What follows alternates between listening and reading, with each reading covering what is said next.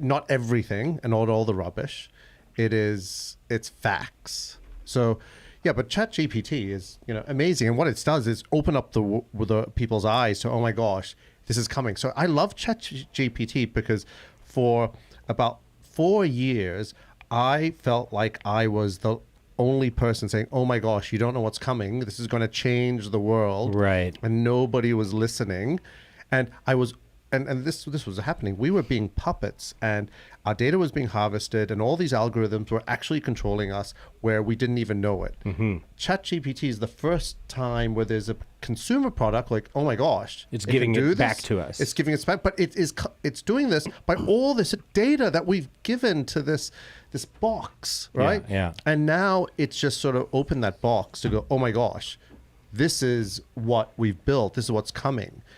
So I love ChatGPT because it's shown people like, oh, wow, this is a real thing. We need, I don't want to say concern, but we need to be ultra aware, right, of the world we're in and what's being created. Because if we don't help create it and we don't help, then somebody else will. Yeah. And it'll be not used for us. It'll be used, on top of or against us. Yeah. I've got some late breaking news. It is. Oh, yeah, absolutely. Right. Yeah. Well, worse than that, can we also just, there's an elephant in the room when it comes to AI too. And it's not your AI, it's not just it's AI, right? And that elephant in the room is the Matrix, right? But more, I think, realistic than that is that people very much smarter than me, Stephen Hawking, I think, said that one of the things that could ruin civilization is artificial intelligence. Elon Musk, who's building it into his cars, has said he thinks it's one of these things that could really... So I think it has to be discussed in some way, shape, or form. Now, my take, I think, is similar to yours, Denham. Even with those warnings, it doesn't matter. The cat's out of the bag. Mm-hmm. The cat's out of the bag, and now it's really out of the bag with ChatGPT. We thought it was out of the bag with Alexa. Alexa and Siri were stupid compared to take the I out of the A.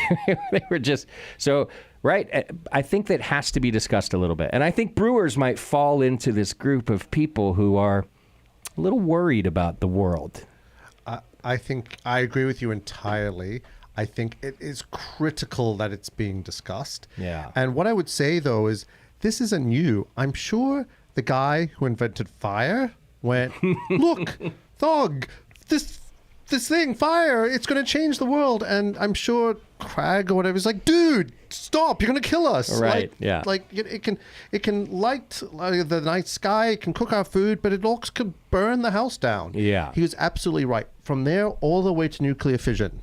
Right? Yeah. Every single technological leap has come, the more powerful and the more potential for good, equally the more possibility of bad. Yeah. Right? Yeah.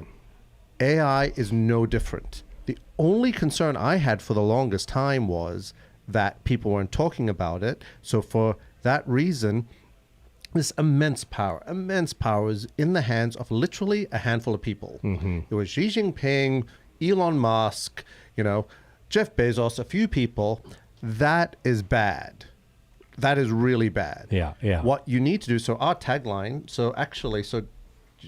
this is not good for a podcast, but I'm picking up a coaster. Yeah. And our tagline was AI for everyone. Mm-hmm. But now actually our tagline is democratizing AI.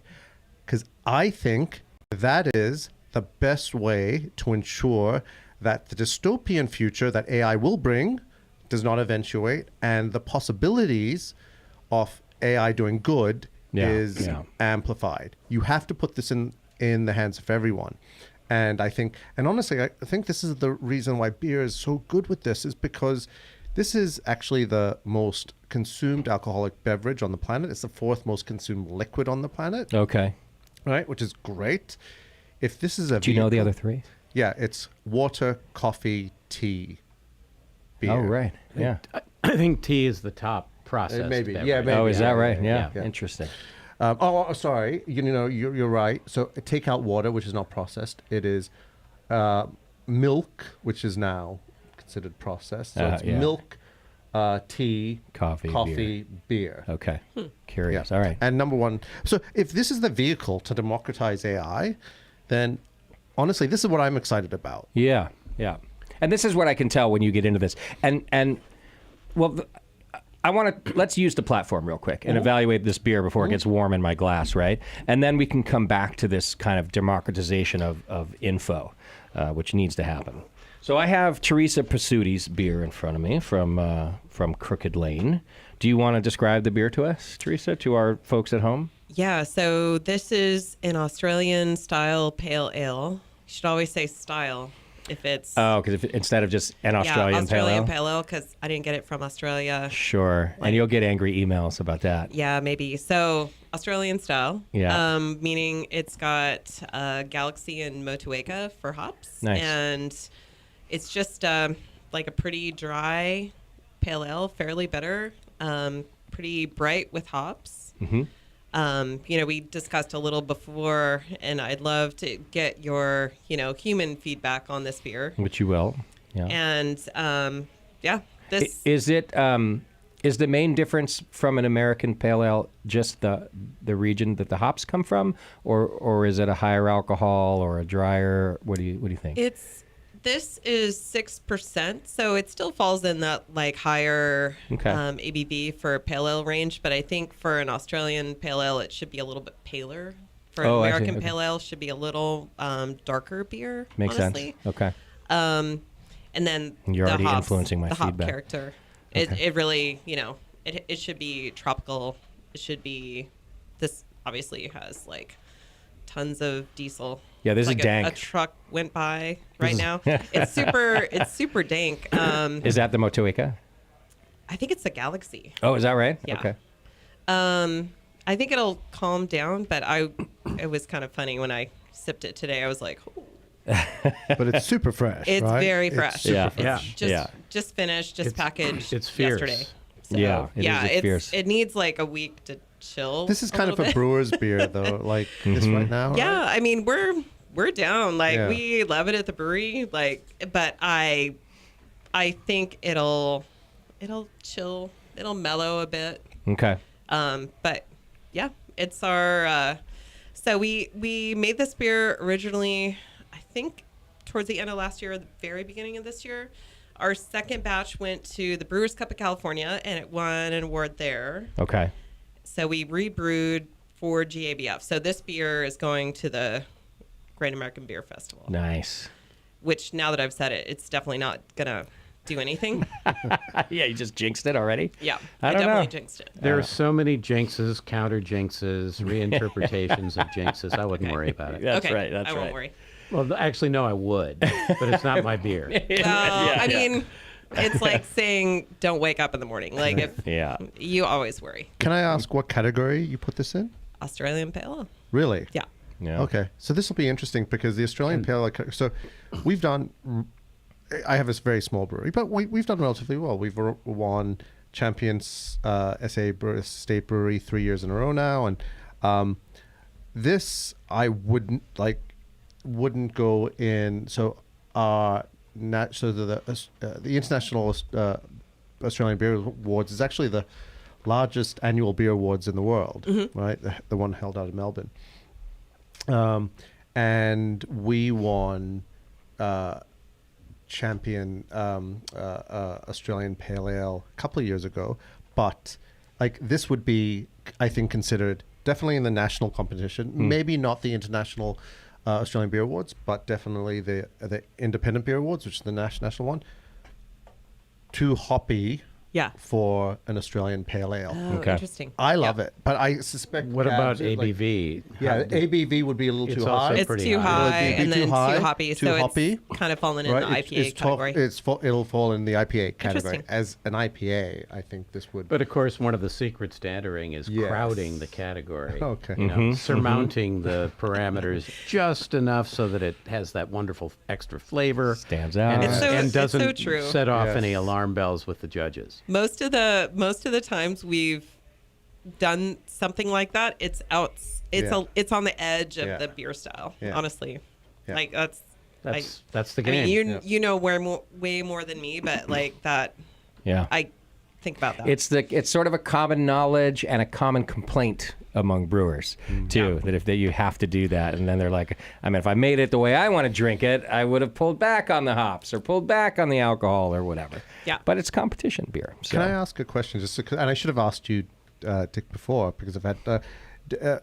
Does GBAF do they test the trophy winners? And Oh so on no, and so forth? They no, don't? there's no analysis. Really? Yeah. Because in Australia, we were warned. If you won, and again, I'm doing a little bit of boasting. We won 4 trophies at the last, and so all our beers were tested, and it all came in. But if not, we were just like So testing to see if the Wow. ABV was too high, or Yep. okay. Really? yeah. That's- So if No, you we don't fall do out, that. No. And if you I think don't there'd be an pass your uproar. test, if you don't pass the test, they strip the award off you. Wow. We Oh, did that's interesting. we did a pale ale festival here last November. Stupid idea, but really good No, it beers wasn't. here. And anyway, the winner of the beer was like this. It was the hoppiest, the closest to the edge. But there was another problem. There was an almost instant uproar because the name of the beer, Alvarado Street won, and the name of the beer, if they had made it previously, apparently as an IPA. So when people looked it up that day, the only trace of it you could find on the internet was this 7% IPA. And here at the Hop Grenade, people started telling me right away, hey, I think you got sandbagged.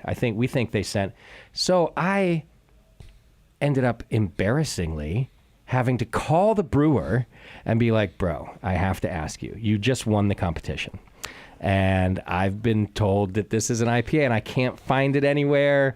And he's like, man, you those people are right. But we changed it, and I'll send you the brew sheet if you want. And that was enough for me. I was like, I trust you. I just needed you to say that you're the winner. So there'd be uproar here. But there are a couple of ways to look at that too. I mean, on one side, that's how new styles are born. Yeah.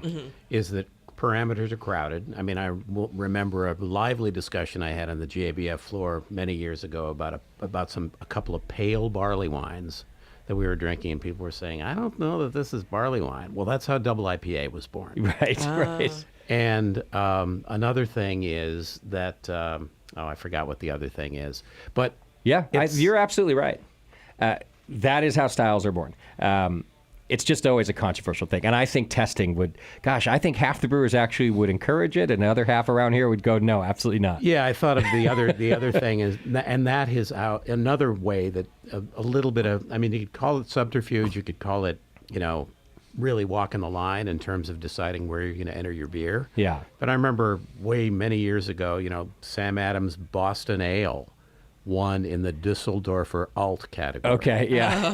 It's like, and I entered an amber ale that I made in Seattle at Elysian, in ordinary bitter, and won a couple of Right. medals with that. Yeah. It just, just completely out of style. Yeah. Well, not necessarily. Yeah. Well, okay. Well, yeah, I guess mean, you're right. is it more important that you brewed a beer in that style? We entered a barrel-aged Doppelbock as an old ale once. Okay, I don't think it's that important. Yeah. I mean, if it, I mean, I think that, like how you got there is less important than where it is. yeah, and the descriptions for the styles are changing every year, and they try. Everybody, every organization tries to get better and better and better at it. And so, given that if it falls within the verbiage of the style, Right, you're right. That's it's in the pocket. Then it fits.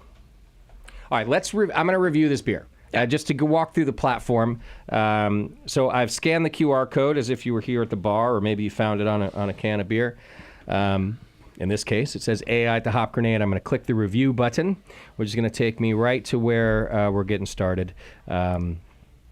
And it's, in this case, again, asking me what beer I'm drinking. I got a little drop-down menu. We are having Crooked Lane's Kangaroo Culture.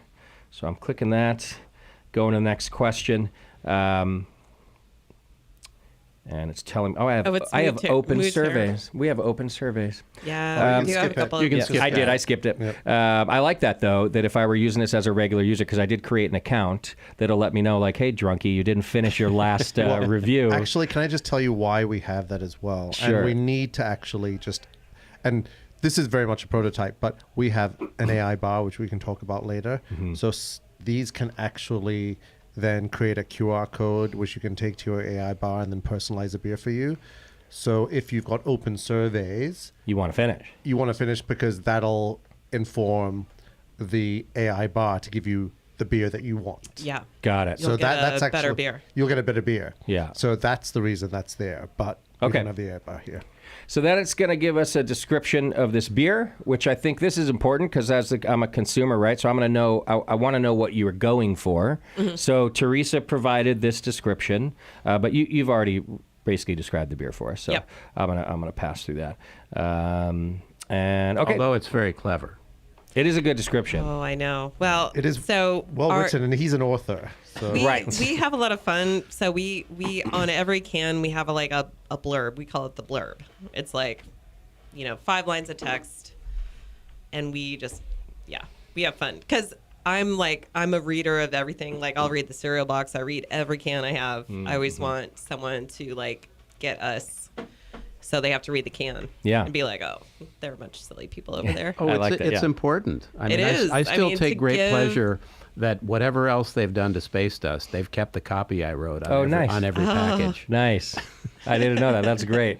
And I'm not saying they've ruined it. No, you didn't say that. Okay, first question then is how would you improve this beer's appearance? And then it's a slider, and it starts in the middle where that's perfect, and I can go to make it cloudier at -10 or make it clearer at 10. So, yeah, this has some clarity to be desired. Yeah. I'm So- going to make it clearer by 4 points on my voting. I made it Teresa. only Yeah, I'm- clearer by 2. Okay. Because I'm I with think it's very Justin. pretty. I'm about 4 on my slider. It's like- not hazy I at like all. I like a bright beer, but I don't mind a little cast. So I actually said perfect because, in the Australian Pale Ale category, Cooper's Pale Ale is the classic, and it's hazier than this. Oh, really? Which I actually think is too. They actually say Oh, it's roll it. 2 stop. Oh, right. Yeah. So Okay. they make a big thing about here. You're supposed to roll it and distribute the yeast and blah blah blah. So I actually thought, yeah, this is actually You left it right there. perfect. So what do you think about stopping by Colorado to judge this yeah. beer competition? Fine. I'm there. Done. All right. I'm still waiting on my invite, Okay. personally. And I'll skip to the next question. How would you improve this beer's aromatics? All right, and we agreed. We've all agreed that it's got a lot of diesel in there. Yeah. But it's quite a lot's gone out now.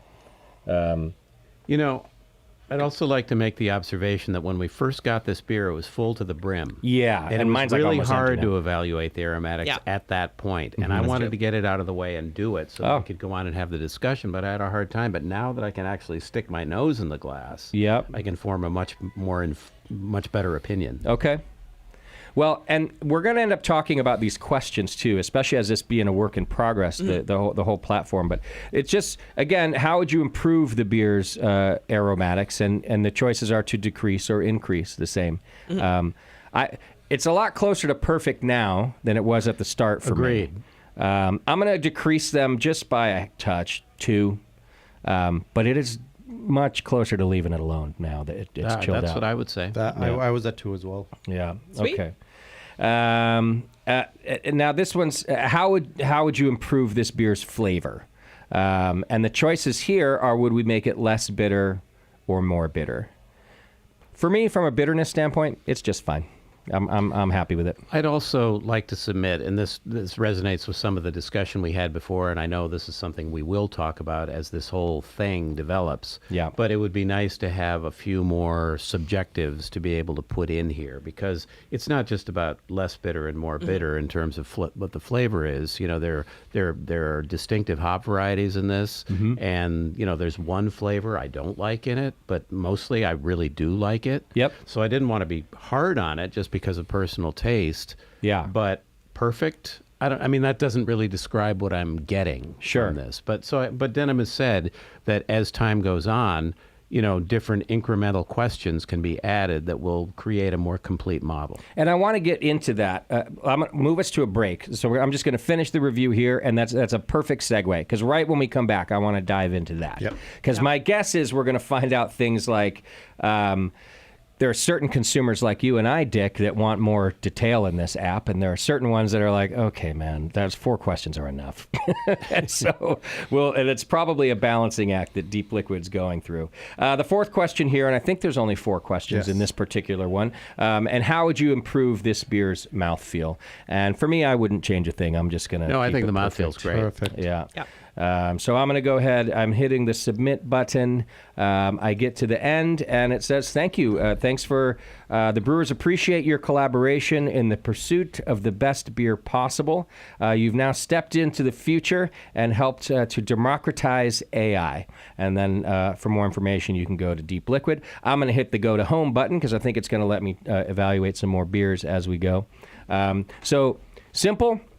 Straightforward. If I was hanging out by myself at the bar or even with my friends and I saw this QR code that said, hey, tell me how you like the beer, I totally would have done it, and I would have felt really satisfied with that experience. And that's not just because I'm here interviewing you.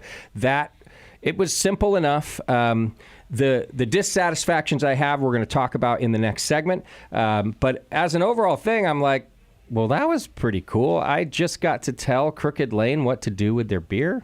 That's kind of nice. Well, it's like, it's definitely harmless, and then it might be helpful, but it's kind of hard to know. So like, I want to hear more about that. Like, like what's behind here? What does it really mean? Absolutely. Okay, so here's what we're going to do. We're going to take ourselves a quick break, and then when we come back, we're going to talk about the platform in depth, what the brewers can expect to get back from it, what kind of data they receive, and then Dick and I have some comments about the questions, I think is what's going to happen. So, all right, hang in there. You're listening to The Session, and we'll be right back. She's got a Chevy, double parked with the door swung wide. FM preacher, the radio's high.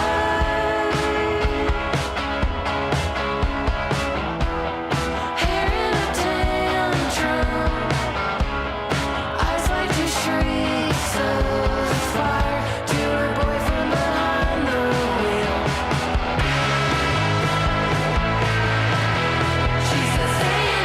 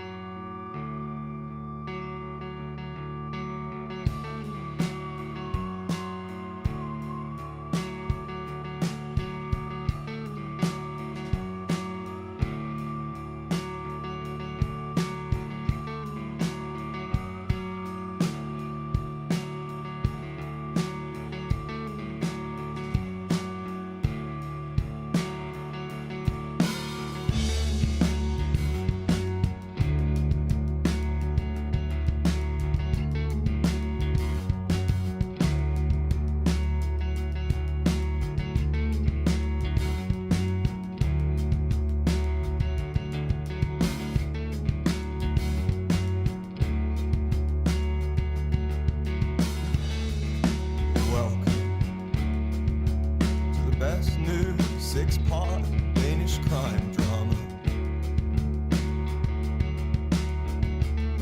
She steams herself in marble room, courtesy of pay. I lose myself in the light of the TV, courtesy of her father. She buys everything that glows gold in the kitchen larder.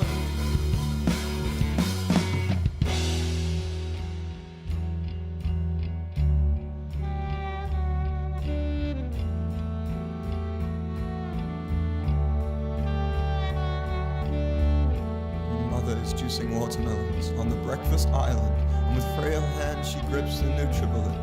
And the bite of its blades reminds me of a future that I am in no way part of. And in a wall of photographs, in the downstairs second living room's TV area, I become her father and complain of mediocre theater in the daytime and ice and single malt whiskey at night.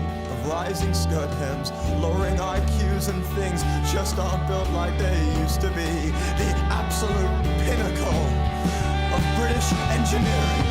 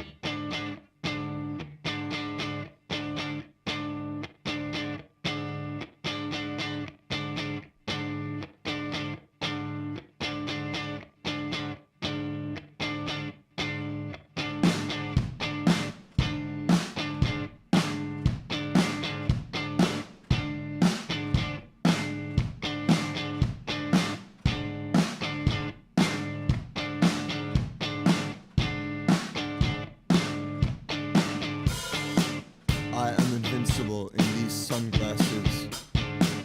I am the Fonz, I am the Jack of Hearts. I am looking at you and you cannot tell I am more than the sum of my parts. I am looking at you with my best eyes and I wish you could tell. I wish all my kids would stop dressing up like Richard.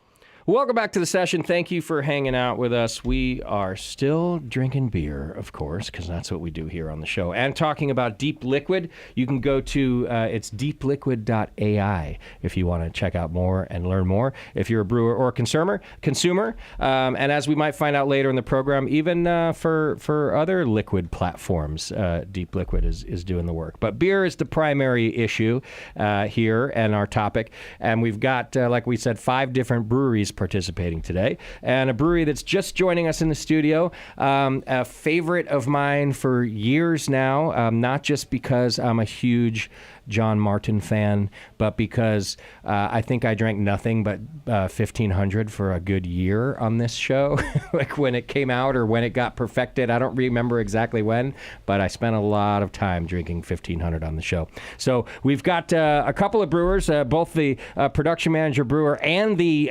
brewmaster and director of brewing operations. We've got well, we'll start with the brewmaster. We've got Devo Buckingham's in here with us. Welcome. Director of Brewing Operations as well.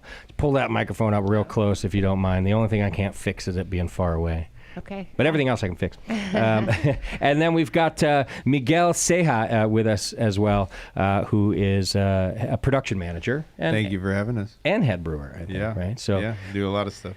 Thanks for getting the beer to us. Really, I'm a big fan of Drake's and all that you guys do there. So I'm happy to meet you both and be able to hang out and talk beer with you. It's awesome. Thank you. So I was just telling you guys at the break to go ahead and go through the platform and vote on your own beer. Not vote, give some Provide answers. input. Provide input on your own beer. While the rest of us sort of talk about what we said before the break, which is to discuss the platform itself and kind of the goods and the bads so far.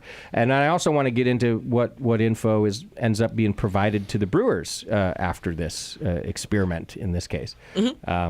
So as you saw before the break, we were provided with 4 questions that, in some ways felt quite simple enough to me. Like I said, at the end of the experience, I felt satisfied that I was able to participate and give some feedback.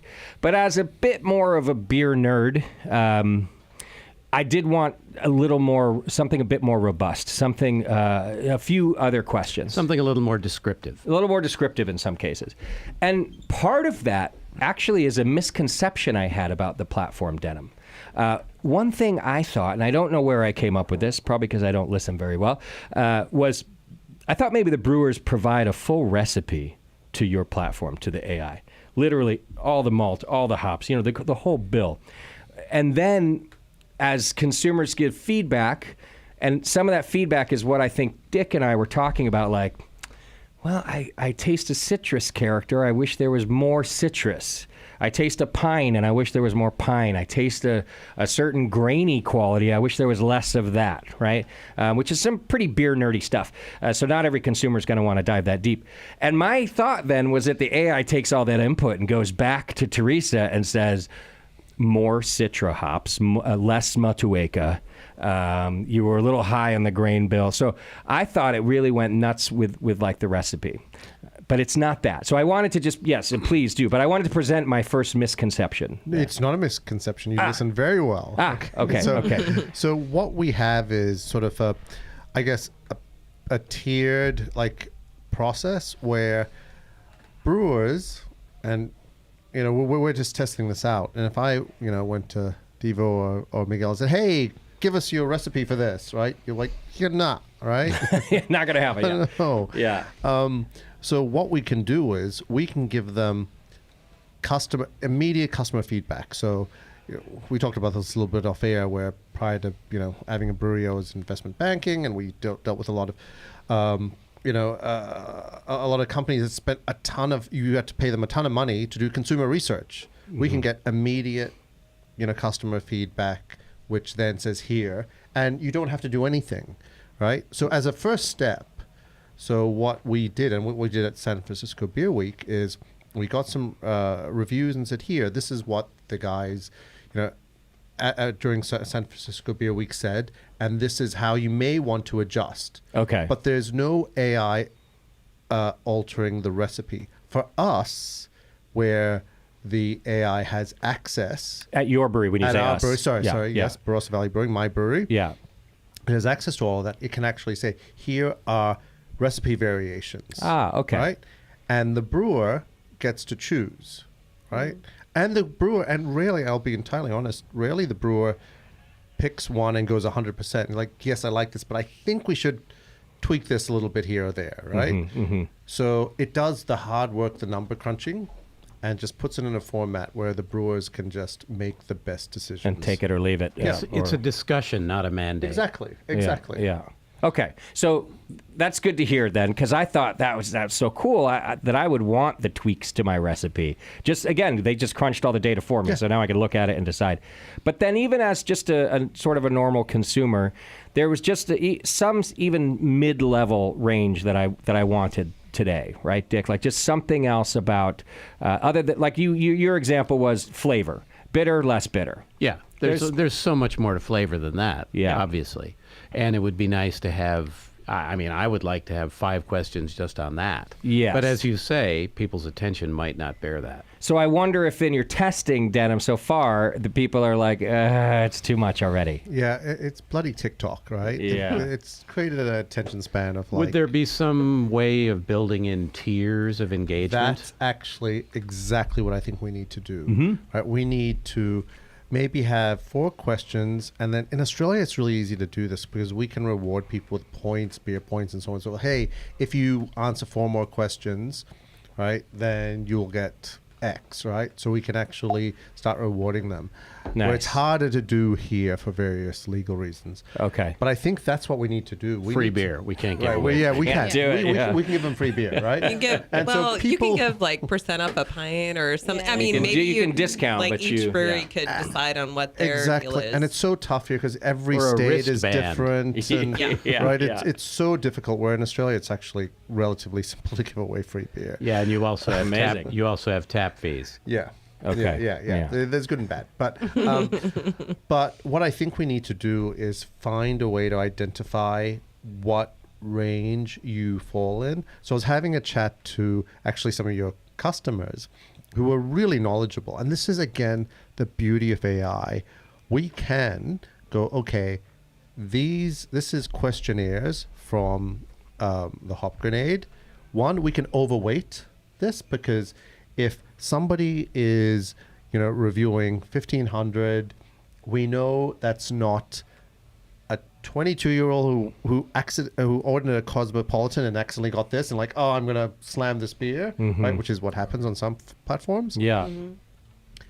We can go, no, this is a Hop Grenade customer. We're gonna overweight their opinion. Okay. And we can potentially even give them additional questions because we know that they're probably interested in the actual beer and they want to connect to drink. Yeah. See, this is where the crux is here. I Right? love it. And then, that's the beautiful thing about AI. And then the other thing we can do is, and I think we need to sort of understand, like, I think there can be one question, are you in the industry? Are you a brewer? Are you a beer nerd? Boom. And then I think what we need to do is then tailor those questions. Because a beer nerd, a brewer, somebody, who's, a customer here regularly, Yeah. Just engaged like engaged, that. Yeah. will spend 2 minutes. Whereas a general, and we've been testing this, the general population, Right. 30 seconds. Yeah, and then but they're bored. it strikes me that you could build in Yeah. things that would steer people to a secondary menu of questions if they were into it. in You that could way. almost put it on the same page and just have that initial slider, and then it would say more. You can either submit or you could click the more, and then you get all these other sliders that Yeah, have to do yeah. with flavor, and then you could Yeah. really like dial it in. Because one thing that this really does is it fosters customer loyalty and engagement. And if you have all that stuff, and for people who really want to get into it, they really feel increasingly connected to the experience of drinking this beer. Yeah. And I will say that what we found, and this is very new, but we tend to have, if we have a lot of questions, we have a lot of drop-offs. But then the people who do participate and spend even that, 60 seconds, you've got them. They're Yeah, in. yeah, like yeah. they're connected to your brand, right? So we do need to find a way to, entice people, because if you can get them to spend 60 to 90 seconds on your product. That's a lot of time, really. It's a lot of time. But Yeah. if you can find Sounds that weird, but- spot, right, where you just can get them to spend a little bit more time, then they're connected and they're invested. Yeah. And if you can invest in your brand, then that is hugely valuable. Sure. Yeah. And it provides increased resolution Yes. to the experience. It's good for everyone. It's good for the brewer. It's good for the platform. It's good for As the long as the consumer. platform is resilient enough to forgive them for not answering every single question. Yes. Yeah, Yeah, that's for true. sure. Yeah. Yes, we Yeah. found that to be an issue. Yes. We'll fix that. We will fix that. Well, this is just starting, and AI is just so, well, like you've said, so robust, but also so new. This is going to be a learning curve to figure out how it works for everybody, and the consumers included. So, like, the thing that I thought was cool about this event, especially because I love this beer, I'm actually surprised. I don't know if it was y'all or John that decided it was okay to send 1,500, because the idea is that it might get tweaked, like Totally. maybe on a Sure, small batch. yeah. I was my like, idea. that's. I was And like, thank that's you friggin' for cool. being open to even Yeah. thinking about that. Yeah. I We just thought wanted that was super yeah. cool. Yeah, Miguel's idea was to pick a beer that we like, that most people knew and were familiar with, and Yeah. Like times are changing. Yeah, You yeah, know, yeah. 1,500 has remained strong through the years, but in the future, Totally. we totally want to look at new innovative ways to Well, and I was even, when I was inviting brewers to this event, I was, in some ways treading lightly because they're trying to figure out what beers to send. And I actually suggested sending a flagship too. But my thought was like, especially if you're a small enough, like a nimble enough brewery, I was like, make all the changes that it suggests, but call it something different. Like Sure. call it, just on that one batch. Maybe it's just a smaller batch that's going to be at this event and a couple of accounts. Call it the robots are taking over. Have fun with it, right? 1600. Yeah. Well, I was going to say, like, how cool would it be for your 1601. yeah. how cool would it be for your customers to go, okay, we're gonna like help create the 1501, 1600, yeah, right? 1501, yeah, 1501, yeah. like, you know, Yeah. just whatever that is, like that. That's what I thought too. Yeah. That would, like, these guys, like, you would know better than I, but they would go, oh wow, oh Yes. wow. I was right? here for that. I Right. put some, and then A they little just bit of me's come in to- there, Yes, right? exactly. So I was making this. You're the only ones who did it, but that's not true. Actually, Pale from the Crypt is a flagship of theirs too. Well, also, So- I mean, 21A sent Oh. the Blood Orange. Blood Orange is the brew flagship free of or theirs. die. So Yeah, everybody did. Everybody said Everyone went for it. Everyone just went for it. Except for me, I wimped out. No, not at all. Do you guys have a flagship though? Yeah. You were just Oh, yeah. you're too nimble. Oh, you do. We okay. do. Okay. Yeah, we do. Yeah. Okay. Side I bit don't didn't. want your opinion on it. Yeah. Right. Well, I don't. We don't have to go through every beer on the platform. Which but one of these is the 1500? The one on your right. Okay. Yeah. Because I haven't tasted either of them yet, and I wanted to make sure I was. Yeah. But I kind of want to go through the 1500 since you're here, if you don't mind. Of course. So same thing. I just scan the code. I'm just going to get started right away. It's going to ask me which of these beers I'm drinking, which is the 1500. Can I say this is one of the good things about the app is that generally you don't have the brewers on your left of you when you're doing this. Right. 'Cause Good point. Yeah. So we've all had an agreement off air that we're allowed to say whatever the fuck we want about Deep Liquid and the beer in front of us. So Yeah. Yeah. it's a good thing. I'm We really can loving take this it. beer. Yeah. I'll read the description first that was provided to us by Drake's, by somebody at Drake's, maybe one of you, I don't know. And the way the Deep Liquid does it on the platform, it says, here's what to expect from the Drake's Brewing Company 1500 Pale Ale. It's generously dry hopped with Amarillo and Simcoe for a bright, piney punch. 1500 brings together orange blossom and grapefruit notes with a touch of honey sweetness. But we don't like choosing favorites, but 1500 is our perfect everyday hoppy beer. Big facts. Yeah. And then I can move right on to and there's just 4 questions in this one, as we've said, and then, I'm curious what you all think about the questions too and how it goes. But how would you improve the beer's appearance? I'm closer to Dick on this one than I was the last one. I wanted, Teresa, yours to be way clearer. I just want this one to be slightly clearer. 2 more for me. You're going 2 on Yeah. that? Yeah, Yeah. I'm about that. I'm about a 2. What was I, a 4 on the I mean, last one? I don't mind somewhat hazy beer, and I drink all of them, but I always like brightness. Yeah. Yeah. Of course. So mine, to me, tasted like not bright, but this one tastes bright, even though it isn't 100% clear. So like, Good point. I Yeah. don't have much problem with it, but. All right, I'm going to go to the next one. Aromatics. Well, it's hard to go wrong with Yeah. Amarillo and... What was it, Amarillo and... Simcoe. Simcoe, yeah. it's I hard to mean, go wrong. I love Amarillo. I'm not a Simcoe fan. Wow, I'm a Simcoe fan. I don't like it hot side, but I like it in a After. dry hop. Yeah. I didn't like it for a long time, and then it just grew on I me. like the grapefruit. For that me, you it's can peanut get. shells. Yeah, it's Oh, really? interesting. We had this discussion. Yeah. And That's I love weird. it, I don't and think you I've go, heard that. Yeah, I love don't- it too. Simcoe has a nuance. I mean, you can't just use it by itself 100% unless you have like a very good Totally. lot. I- If you use it, with other hops that are going to build it up and are going to help it out, Yeah. obviously you get something There, like this. yeah, that I'm really proud absolutely. of. There are Simcoe blended beers that I absolutely love. Totally.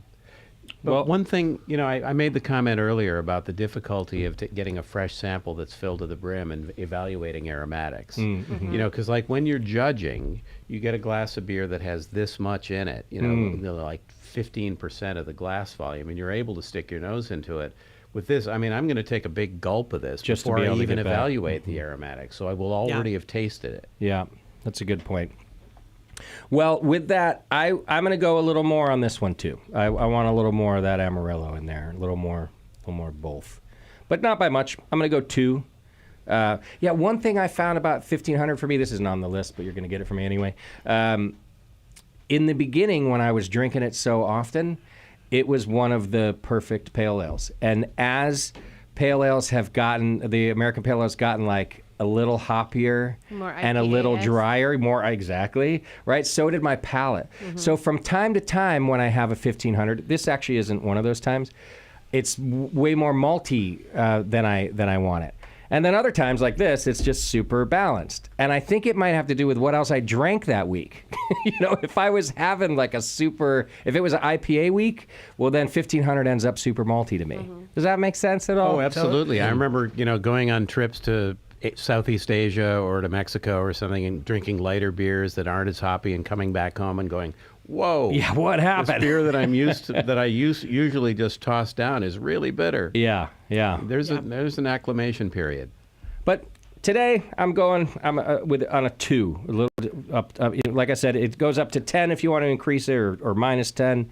Aromatics on that one were just up. I mean, for me, I think the Amarillo, I get that. I don't think it's for me even. Not a Simcoe fan. I don't get too much Simcoe. I think it's really nicely balanced. Yeah. Yep. And that brings us to the next question, which is about the bitter balance. How would you improve the beer's flavor? And the choices are less bitter or more bitter in this case. And I'm just going to leave that perfect. I think it's balanced for me. Wouldn't change much there. And the same with the mouthfeel. You guys know what you're doing. I can't change your mouthfeel there. That's fine. By the way, the metrics there are thinner or fuller on mouthfeel. So I guess there are times where I would say I want 1500 thinner. Today's not one of them. I've been drinking light It's a beers. super drinkable beer. So yeah. Yep. And then I'm going to submit that info. Okay. So now that I've submitted that info, and what we haven't done, and I've talked about what I thought the platform does now. What kind of info are these folks going to get after this what's it gonna look like? event? Yeah. So basically, you'll get a report that basically identifies what people have said, and basically they're just charts, right? And also what we do is the data we get here is really narrow because this is obviously a test, but in Australia what we do is, because we've been collecting more data, you can actually compare that to the market, right? So you can sort of see where the market's going. And that's, How do you mean? well, we basically collect a lot of data from various breweries to say, okay, this is where you sit in terms of, so it's not just yours, it's yours compared to So like with the every market. hoppy pale ale that's Right, participating exactly. in the Exactly. Yeah. And this is why I was really And do you keen- get numbers? Do you say there's this 458 participants? No, you don't. No, well, no, we don't at this point. But no, we haven't put the quantities there. But one of the things that why I thought, and we talked about this a little bit, why craft beer is a wonderful vehicle for this, is one, beer is the fourth most consumed beverage, but also because craft brewers tend to be very open to working together, right? So all this information is anonymized, but it does help us understand where we are. Now, you might want to be, okay, the market in IBUs is here. I want to be here, which is fine, right? But it's good still to know what the market is. So the information you're going to get here is just going to be, this is what people thought in terms of where, the beer sat in those 4 categories. Maybe there needs to be an AI avatar that's tattooed and bearded. Yes. That talks back to you about what happened. Well, Yeah. interestingly, so again, you weren't here for this, but we were really lucky. I can't remember if I said this is even on air, but our founders, our co-founders, are literally the number one AI scientist in Australia, and that guy who hired him, and so on and so forth. So they were actually saying what we should do is actually just be able to speak into, this is what I think. And we have the ability to do that. Like, I think this, right. and this and this. And you could be speaking to your bearded AI Yeah. avatar. Yeah. And then they're taking And your avatar. See, that would even solve some of the issues we're raising about Yes. the number of questions to put in there. You can sit there for 5 minutes and talk to it if you want to, or spend 30 seconds going, I don't know, it's pretty clear, it was Yeah. tasty. And I'm bored now, go away. And I wish it was hoppier. Yeah. Yeah. Exactly. So you could do that. And you could have your avatar going, you know what, that what didn't make sense. This is what the brewers It should also be profane. Yeah, that's right. Yeah, the more you've drunk, the more you reviewed, the more profane your The avatar, avatar gets. gets. Like, shut up and go home. You're talking rubbish now. Exactly. Go to bed. Yeah. Yeah. Well, and maybe because I'm a beer person, but I think it's kind of fun to like review in this really simple format because, I mean, if I'm not sitting here like discussing a beer, like I might just drink a beer and I don't think too much about it, but I Right. feel like there's something to be gained by just slowing down and being like, what do I think about this? Yeah. Sometimes I think it's nice to just drink a beer and not Well, think about for it. sure. Yeah, for sure. So I get that from being on the show and not on the show. When I'm out doing something and I come across listeners, they're like, hey, what do you think of that beer? What's happening? I'm like, oh, fuck, I don't know. I didn't think about it at all. Yeah. I ordered a beer that it looks good, it smells good, that's fine. Yeah. But of course, on the show, I have to be a little different than that. And I'm forced to, like you're saying, I'm forced to Yeah. sit down and think a little more about it. So yeah, it's a little bit of both, which again is why I maybe like the tiers of this platform. Because on a night that it's maybe my favorite brewery, I want more questions. But on another night, I just want to tell you just a couple things. No, you're absolutely right. And you know what? It's a problem we need to solve because I'm absolutely the same way. I've actually had to train myself.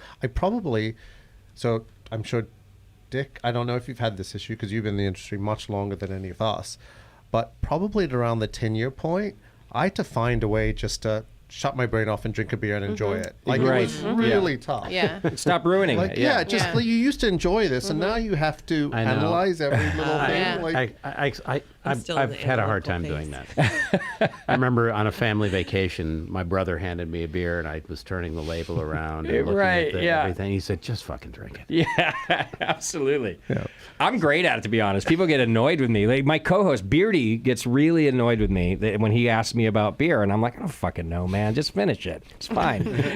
That dude is very detail oriented. He is like, detail- He cannot relax. But Yes, I think yeah. that, again, I hate to keep going back to AI, but it can solve this problem. Like, we can identify where you are, what your patterns are. Like, I know this sounds creepy, right? It does. But it's happening But anyways, it is what you've happening. mentioned. This is Well, exactly but- what I'm saying. It's happening. What we should do is go, okay, this is how we can use it to benefit me. Like, this is what I want, right? As opposed to big companies harvesting your data and saying, this is what we're going to get you to do. Yeah, Right? And yeah. this is the difference. So again, it sounds creepy only because it's been inflicted on us as opposed to us using it for us. Yeah. Yeah. We need to go, okay, this is how we're going to use it.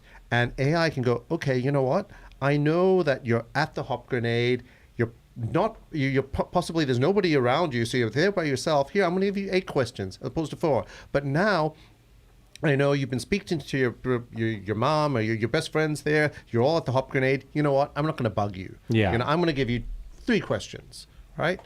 So AI can do all of that. It can be used in a way that helps you. Right. It's just what we need to do is get into it. The worst thing we can do is stick our head in the ground. Yeah. Because then the big guys will go, okay, we're going to use this Going to use it anyway.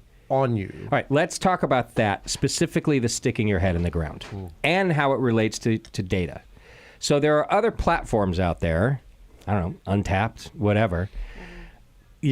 People are already participating. They're already ripping apart and loving on every beer that you make, right? It's been going on for a long time. They're not the only one. Loving on Right. every beer you make, I've never Well, experienced. ripping apart or loving on. That's what it's one or the other usually. And that data is just sitting there for you to read if you want to. I find that most brewers don't want to anymore.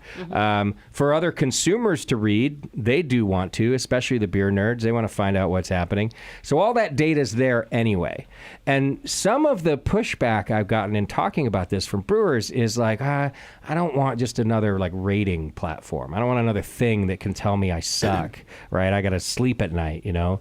And I thought about that. And I'm like, okay, I get it. I don't read the reviews for my show either. But if a robot could weed them out for me and then tell me how to do something better so I don't have to just feel bad about myself reading these things, I'd be pretty into that. And if it's already being done anyway, all those reviews are already happening anyway. This is kind of what I thought was cool about this, and I think it's what you thought too, Dick. If it's already being done anyway, and all that information is just sitting on a web page in the internet, why not give it to the robot? And let that person, not person, Avatar. give me data on that, right? And I think that's sort of what the AI ends up doing. Yeah. And like we've said kind of over and over, or at least I'm really holding on to this, it's happening anyway, so give it back to me. Let me have it. Let me have that information. And by that, I mean as a brewer. Give it back to me. Yep. So You're absolutely right, and there's probably no need for me to repeat what you said because you're absolutely correct. It's out there. What you need to do is use it to actually make improvements, but there's so much data there. You need, like, we are really good at the creative side, but in terms of, being able to filter through a ton of data, we're not good at that. yeah. AI is brilliant at it. Let it do that. But the other thing that I think is being missed is people just want to be heard, right? Even if you are saying something that is completely wrong, if we had the ability, right, if someone, and I've done this all the time, where, brilliant example, somebody slammed a mid-strength stout we did. It was at 3.5% because it wasn't big enough, and right, and I was like, and the brewers were so happy with it, and we actually won awards. And I had to explain, like, it's really hard. This is the brewing process, and this is why it's really hard to brew, a low alcohol stout. Yeah. And then they were like, oh, this is really good now. Right. Right? Yeah. But Right. if we had the ability, we just can't do that for every single untapped, review that has no idea how, that style is supposed to be. Right. AI can do this, but still make the person feel heard, right? Yeah, yeah. Because we can say hand on heart, that information has come. We've heard you. Thank you very much, right? And that's the other thing that we do here, right? We say thank you very much. That's gone to the brewer, and it can potentially inform them to make decisions. Right. Now, that is absolutely true. Even if they've given you feedback, you're like, no, because the AI, you can create parameters, they're still heard. And as long as somebody's feeling heard, Sure. they feel validated, and that's the best way to stop the vitriol and all Yeah, the and negative stuff. I think one yeah. thing we can't stress enough is that when people feel heard and when they feel that the brewer is at least looking at the input that they're providing, they feel engaged. They Right. feel a loyalty to that beer, and they pay attention to it in its next iteration, and even the next time they're in another bar and they have the opportunity to order it, and they can say to their friends, I filled out this thing and I feel like I have some engagement with this. Because we want to sell beer, right? Well, it's probably going to guarantee that next sale too, right? Yeah, Because yeah. if they're filling it out and then they're going to say, oh, well, did that work? Because I'm going to go buy another 1,500 and see if there are what the changes were, whether or not Absolutely. my Totally. opinion was validated. But yeah. That's what I say to brewers who have misgivings about getting involved in this. It's like, if I have 16 taps, what's the harm in devoting one of those to a beer that I'm willing to fiddle around with, so that those 4 people sitting at the bar every day and it used to be just verbal interaction with them, but now there's the opportunity to do this kind of thing. If they're going to feel fiercely loyal to this beer, that's a win. Yeah. And sorry, I'm glad Dick raised that, because that's actually what we're trying to scale. That ability to talk to that person at your bar that comes there regularly and make them feel heard and listened and engaged. Like, if we could do that with, 1 million people, we'd all be doing very, very well. Sure. We just can't. Yeah. This allows us, in a fashion, to scale that interaction. Yeah. There's another little component to it that I don't know how AI is going to relate to this, but I have this podcast effect, this interview effect. When I'm engaged, your beer always tastes better. There have been times, I'll be honest with you, that when I'm in this room with a brewer and I'm like, wow. And then I go buy their beer a week later, and I'm like, oh, it's really not that good. It's not terrible. I don't lie about terrible beer in here. But once I'm engaged with somebody and I'm hearing more about your story and I feel like we're friends, everything tastes better. That goes for restaurants, I feel like, if you're talking to the chef or something. So just engagement makes stuff taste better And too. that is an illustration of why we all do this, Yeah. is human interaction. Yeah, And yeah. the AI is a tool to enhance human interaction. So Yeah, I like I say this, and it's a little tired, but I actually feel like that this RAI stands for augmented human interaction, right? So what we do is we augment human interaction, but also human, interest, and like we augment Sure. the things that humans are good at. And I think, AI, we get really concerned that it's going to move everything towards the mean. It's going to take humans out of the equation. AI at its best augments what's best about humans. Imagination, interaction, creativity, all that stuff. Is there not just a world where we later on pour a beer into a test tube, let the computer, the AI, do its evaluation of it, and come back and say, Denim, this is the beer people really want? Well, I would argue that is sort of where we were moving. In the big brewers were doing this, right? They were just doing a ton of market data, right? Looking at again, getting consultants to just understand what's going to sell the most to the most amount of people, offend the least, so on and so forth. What I think AI can do is actually put individual human preference into the equation. So we talked about this off air, and it's been really interesting in that a lot of other beverages have come to me and saying, hey, can we do this? Can we do this? Right? And I've gone, yes. And so I hope I don't, go That's down okay. a rabbit You're all hole, right. but like a premium whiskey guy has said, like, this would be great. And because he was terrified about AI moving everything towards the mean, and particularly at that ultra high level, you want personalization, right? This is only for you. And I've gone, well, this is exactly what we can do. So what you can do is you can send out little test tubes from casks and then get a whole bunch of your best customers to help blend with the master blender, right? And so what we can do there is super personalize. And that's what we do here.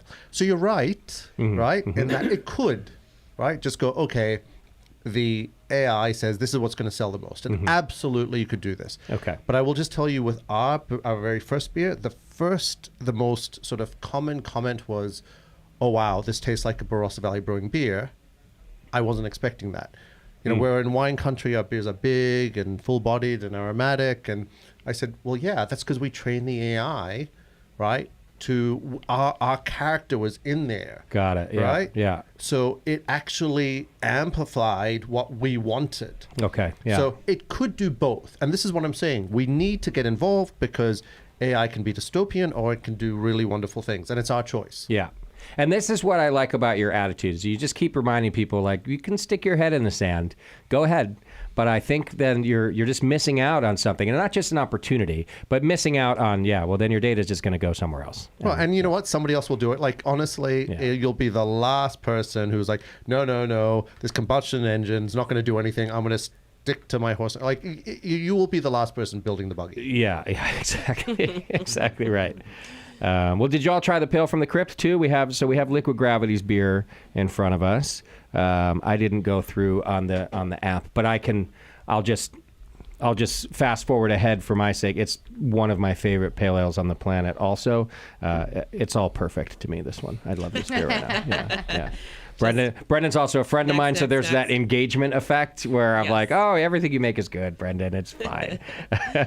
But no, I don't know what. Here's a case actually. I think would be better to say is either my palate's not good enough, or I'm not a good enough beer nerd, or something that I know what to do better. And is that okay too, Denim, as far as the AI is concerned? Because if there's a whole bunch of zeros, a whole bunch of perfect on a beer, then I guess that's good to know too. Don't change a thing. I mean, that's what you experience. Yeah, I think we talked about, I don't know if I recall this, but it's one of the things that I came back really thinking about from the last trip was there was a brewer, and I can't remember from which brewery, but his name was Santiago, and he said, one of the things that I love is like getting people to try something they won't like. And I said, that's what we need to do. We need to call this the Santiago sample, right? Right? Here's, because one of the things we can do is we can also recommend. So once you've reviewed a whole bunch of beers, we can say, hey, you're at the Hop Grenade. We know you like this. You know what's come on tap? You should try this, right? Yeah. But we should try the Santiago sample, which is, I don't think you'll like this. There's only computer's saying there's only a 17% chance that you'll like it. But do you want to try it? Right. So I think you are correct. And we need, because this is the beautiful thing about craft beer and what brewers love, is surprise. Yeah. And I think, if I'm being entirely honest, how do we protect that in this? If we are going to, create such efficiency that we're no longer surprising people. that we're not so like we're getting all zeros. Yeah. That's not helpful to anyone. Sure. So, and yeah. honestly, Which is virtually impossible to do, but still, it could happen. You got to make sure we're not just headed down that path. and this is honestly one of the reasons I'm having these discussions. Like I said, this is a prototype. I'm keen to get feedback. Yeah. How do we use this to amplify what is amazing about this industry? Yeah. And how do we protect what is amazing about this industry? And I think you have touched upon one of them. Is like, okay, this is amazing. Like, how do I review it and not screw with it? Or like, Yeah. I just, again, feeling like I'm not smart enough to mess with this beer. But maybe you can just say, you know what, just everybody can send it to Dick. And you're like, you know what, I know he's the pro here. I got you. I got this. It's a good idea. All right. Well, how about this? Let's take another quick break. And when we come back, we're going to talk a little more about it. We've got some other beers to try from our friends at the 21st Amendment and Sidegate right around the corner, too. I know Dick's had that beer tonight, too. So we want to get through some beer. But I want to talk about the AI bar, too, which I'll explain a little in more detail, because I didn't get that at first either. But how, after you use this platform for a while, the AI can get to know your preferences a little bit and maybe tell you what other beers you might like. So we're going to talk about that when we come back, and a few other things. So hang in there. You're listening to The Session, and we'll be back after these words.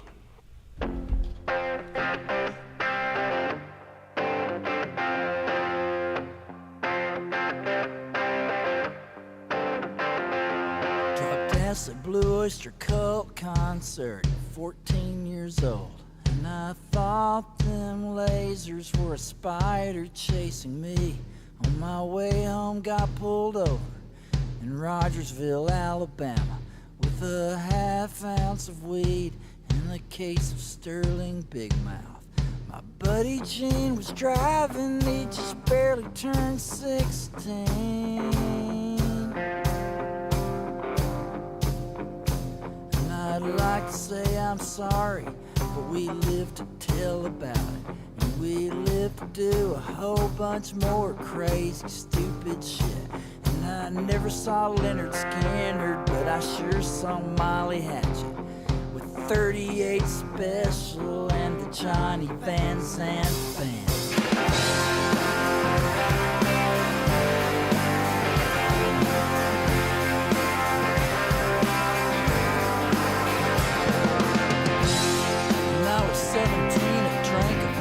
Vodka on an empty stomach, and drove over to a friend's house. And I backed my car between his parents' Cadillacs without a scratch. Crawled to the back door, slithered through the mail hole, and I sneaked up them stairs and puked in the toilet. And I passed out and nearly drowned. My sister Dee pulled me out. And I never saw Leonard Skinner, but I sure saw Molly Hatchet. The band that I was in played The Boys Are Back in Town.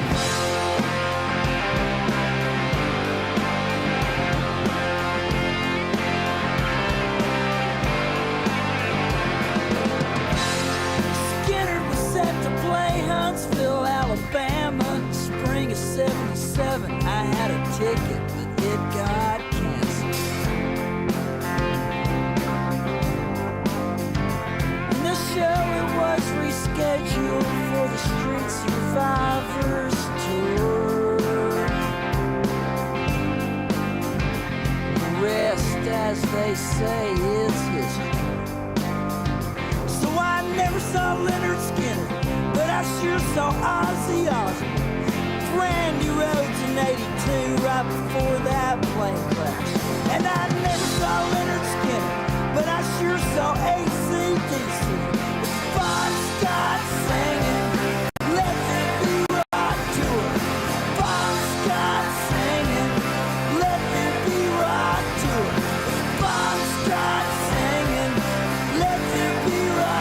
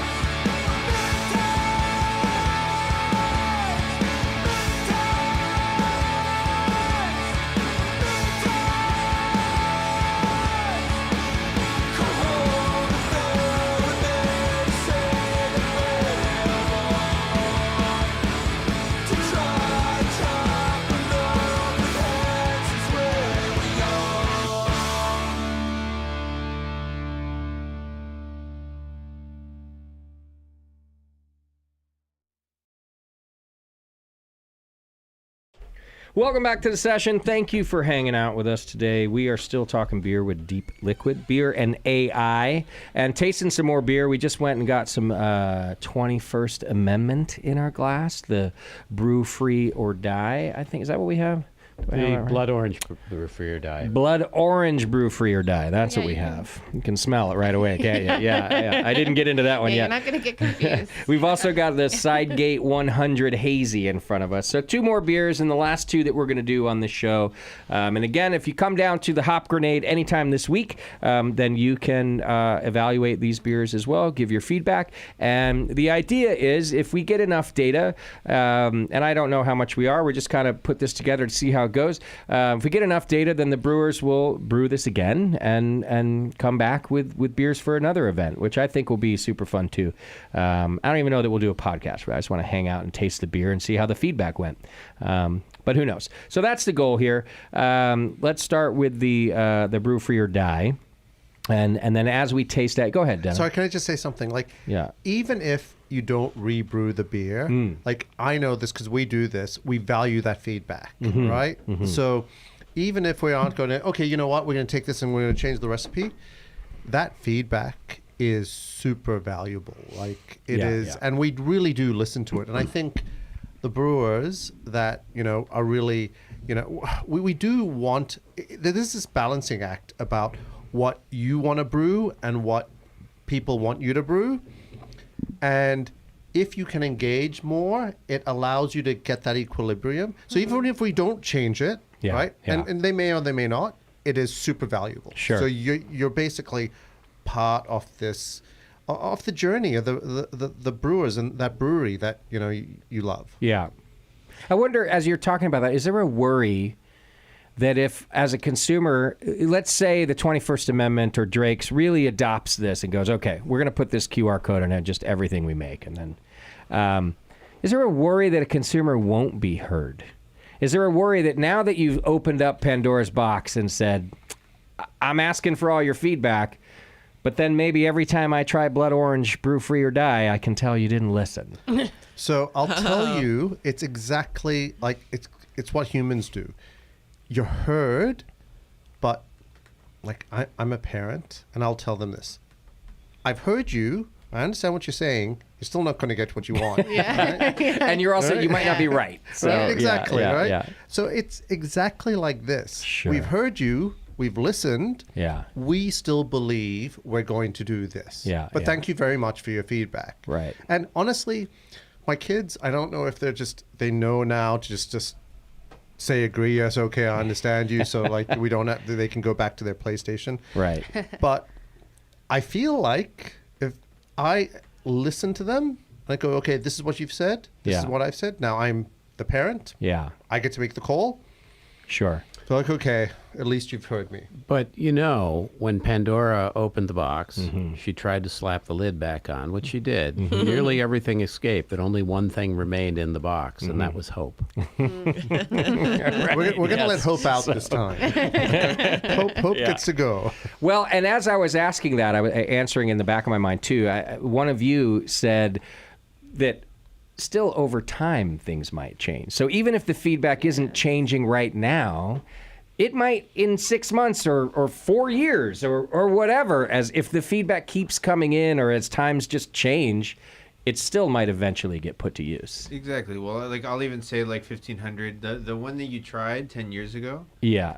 it significantly changed. Right. We had to switch up hops. We had to modernize. We you have to acclimate to just the state of the industry. Absolutely. And I can't say that I tried 1500 10 years ago. I don't quite remember, but since I took over, I've had to make little changes. Obviously, you have to keep the same base, but Yeah. it's just You're still tweaking it. you have to yeah. tweak and you have to modernize. You have to just kind of get with the program if you want to really survive, right? Yep. And the modernization, I think, is twofold, right? It's not just like what ingredients are available and as new hops become available that you're excited about, but it's not getting left behind. And getting left behind, I think, has a lot to do with letting consumers have something to say about it, which, again, you're kind of already doing anyway, right? Like, first there was almost the death of the flagship. It's just whatever you make new is all I want. I just want the new thing. Well, now even that's changing. Like, that's going away where I'm like, No, I just kind of want another 1500, and I want another Sierra Pale Ale. Sure. And I might try your new flagship now, but now I take a little more convincing. Of course. And all of that, again, is just data and feedback that we can just keep getting. So I like that for this and for brewers who are willing to do it. Of course. Because the other side of this that might be fun to talk about just a few minutes, because who doesn't like to complain? There's plenty of brewers that we've all interacted with that don't want feedback at all. They don't want it from Untapped. They don't want it from me. They don't even want it from Dick. And that's weird to me when brewers go, I think we're fine. I think I make good beer. Vinny said to me once, I was walking through his new facility and his giant lab upstairs. And, the advice he always gives brewers is, you guys, you need a lab. And he told me that, that one day somebody said to him, well, I don't know why I need a lab. I sell every drop of beer I make. And I was like, you just said that to Vinny. Do you think that he doesn't sell every drop of beer he makes before he sells that beer 6 months before it's made? It's chestnut checkers. And he still has a lab. He has one of the most robust labs on the planet in beer because he wants it to get better all the time. Yep. Right, so we've gotten weird answers approaching brewers about this AI thing, and some of them are like, "Yeah, I don't want the feedback." Yeah, I mean, if you don't grow, you die. Yeah. I mean, being too cool for school is just ridiculous. Yeah. Well, but I have, so my first thought when I heard about this project was there are some beers that are sacred. Like, if you're a brewery that brews classic styles and you're trying to produce a beer that is what you envision is the most representative style for that particular beer, like that's you don't necessarily want to change it to public taste. Yep. And so I guess that's like what I think of breweries like that are not just doing all innovative beers. Like they have two jobs. Like one is to like brew beers that people really want to drink, and the other is to represent these styles and educate people on these beers that are not part of the mainstream culture anymore. Yeah, as I said before, like you have 16 beers in your pub on tap, something like that. Maybe 12, 8 of them are absolutely inviolable. Some of them are ephemeral, they come and they go. And then, why not listen to people on some of these other ones? Oh, totally. Yeah. And engage them, because this is about customer engagement. Prior to that, can I just go back to what you were saying about, I guess, not wanting feedback? Like, I don't know if you know this. This is a little known fact, but Kodak actually, the digital camera process, I don't know if this is well known, but they actually funded and created that. And went, no. We're doing well. We're making lots of money. Let's not go down there. Many of our younger viewers might not recognize that. Kodak was one of like the largest capitalized companies on the planet, like one of the most profitable. Sure. Right? And they saw it coming. They actually created it and went, no. What's That's kind of not. crazy about that too is that the company name Kodak was the result of a consumer survey. It was sort of an innocuous, instantly recognizable name. And then when it came time to develop newer products, they were much more reluctant. Not listening. But they actually did help fund it. Like they could have actually. So my point is, and this is just Kodak, but there are so many companies that are not here today because they went, yeah, you know what? We're doing really well. We don't want to listen. So it's fine, Right? yeah. Because the worst thing, the people that are most deaf are the people that have the most success. Yeah. And I think it is really important when you have success to listen to ensure that you maintain that. Sure. So that's what I was going to say about that.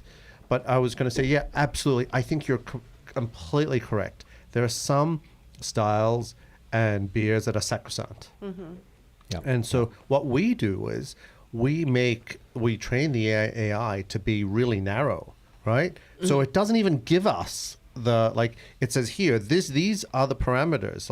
And as a matter of fact, so Dick hasn't yet got involved in training our AI, but I'd love him to, because I'm not just blowing smoke here, but clearly, he's done a lot of judging. He knows exactly Mm-hmm. the parameters, and it would be really good for you to And go. they change. Yeah, they do change, but some you don't want to change, right? Yeah. So we can go to Dick to say, here, this is like, we don't want to change these parameters. This is Are you saying the avatar should look like me? Well, we should have a choice. well, actually, again, this is a podcast, but you don't have a beard. And No, or tattoos. Or Uh, tattoos. I have an idea for a I tattoo. know. I feel like AI can give you a beard. Yeah. Yeah. So Dick with Yeah, a beard, and tattoos. absolutely. And Dick with tattoos. a bearded, tattooed Dick, that can be. Oh, easy avatar. there. Yeah.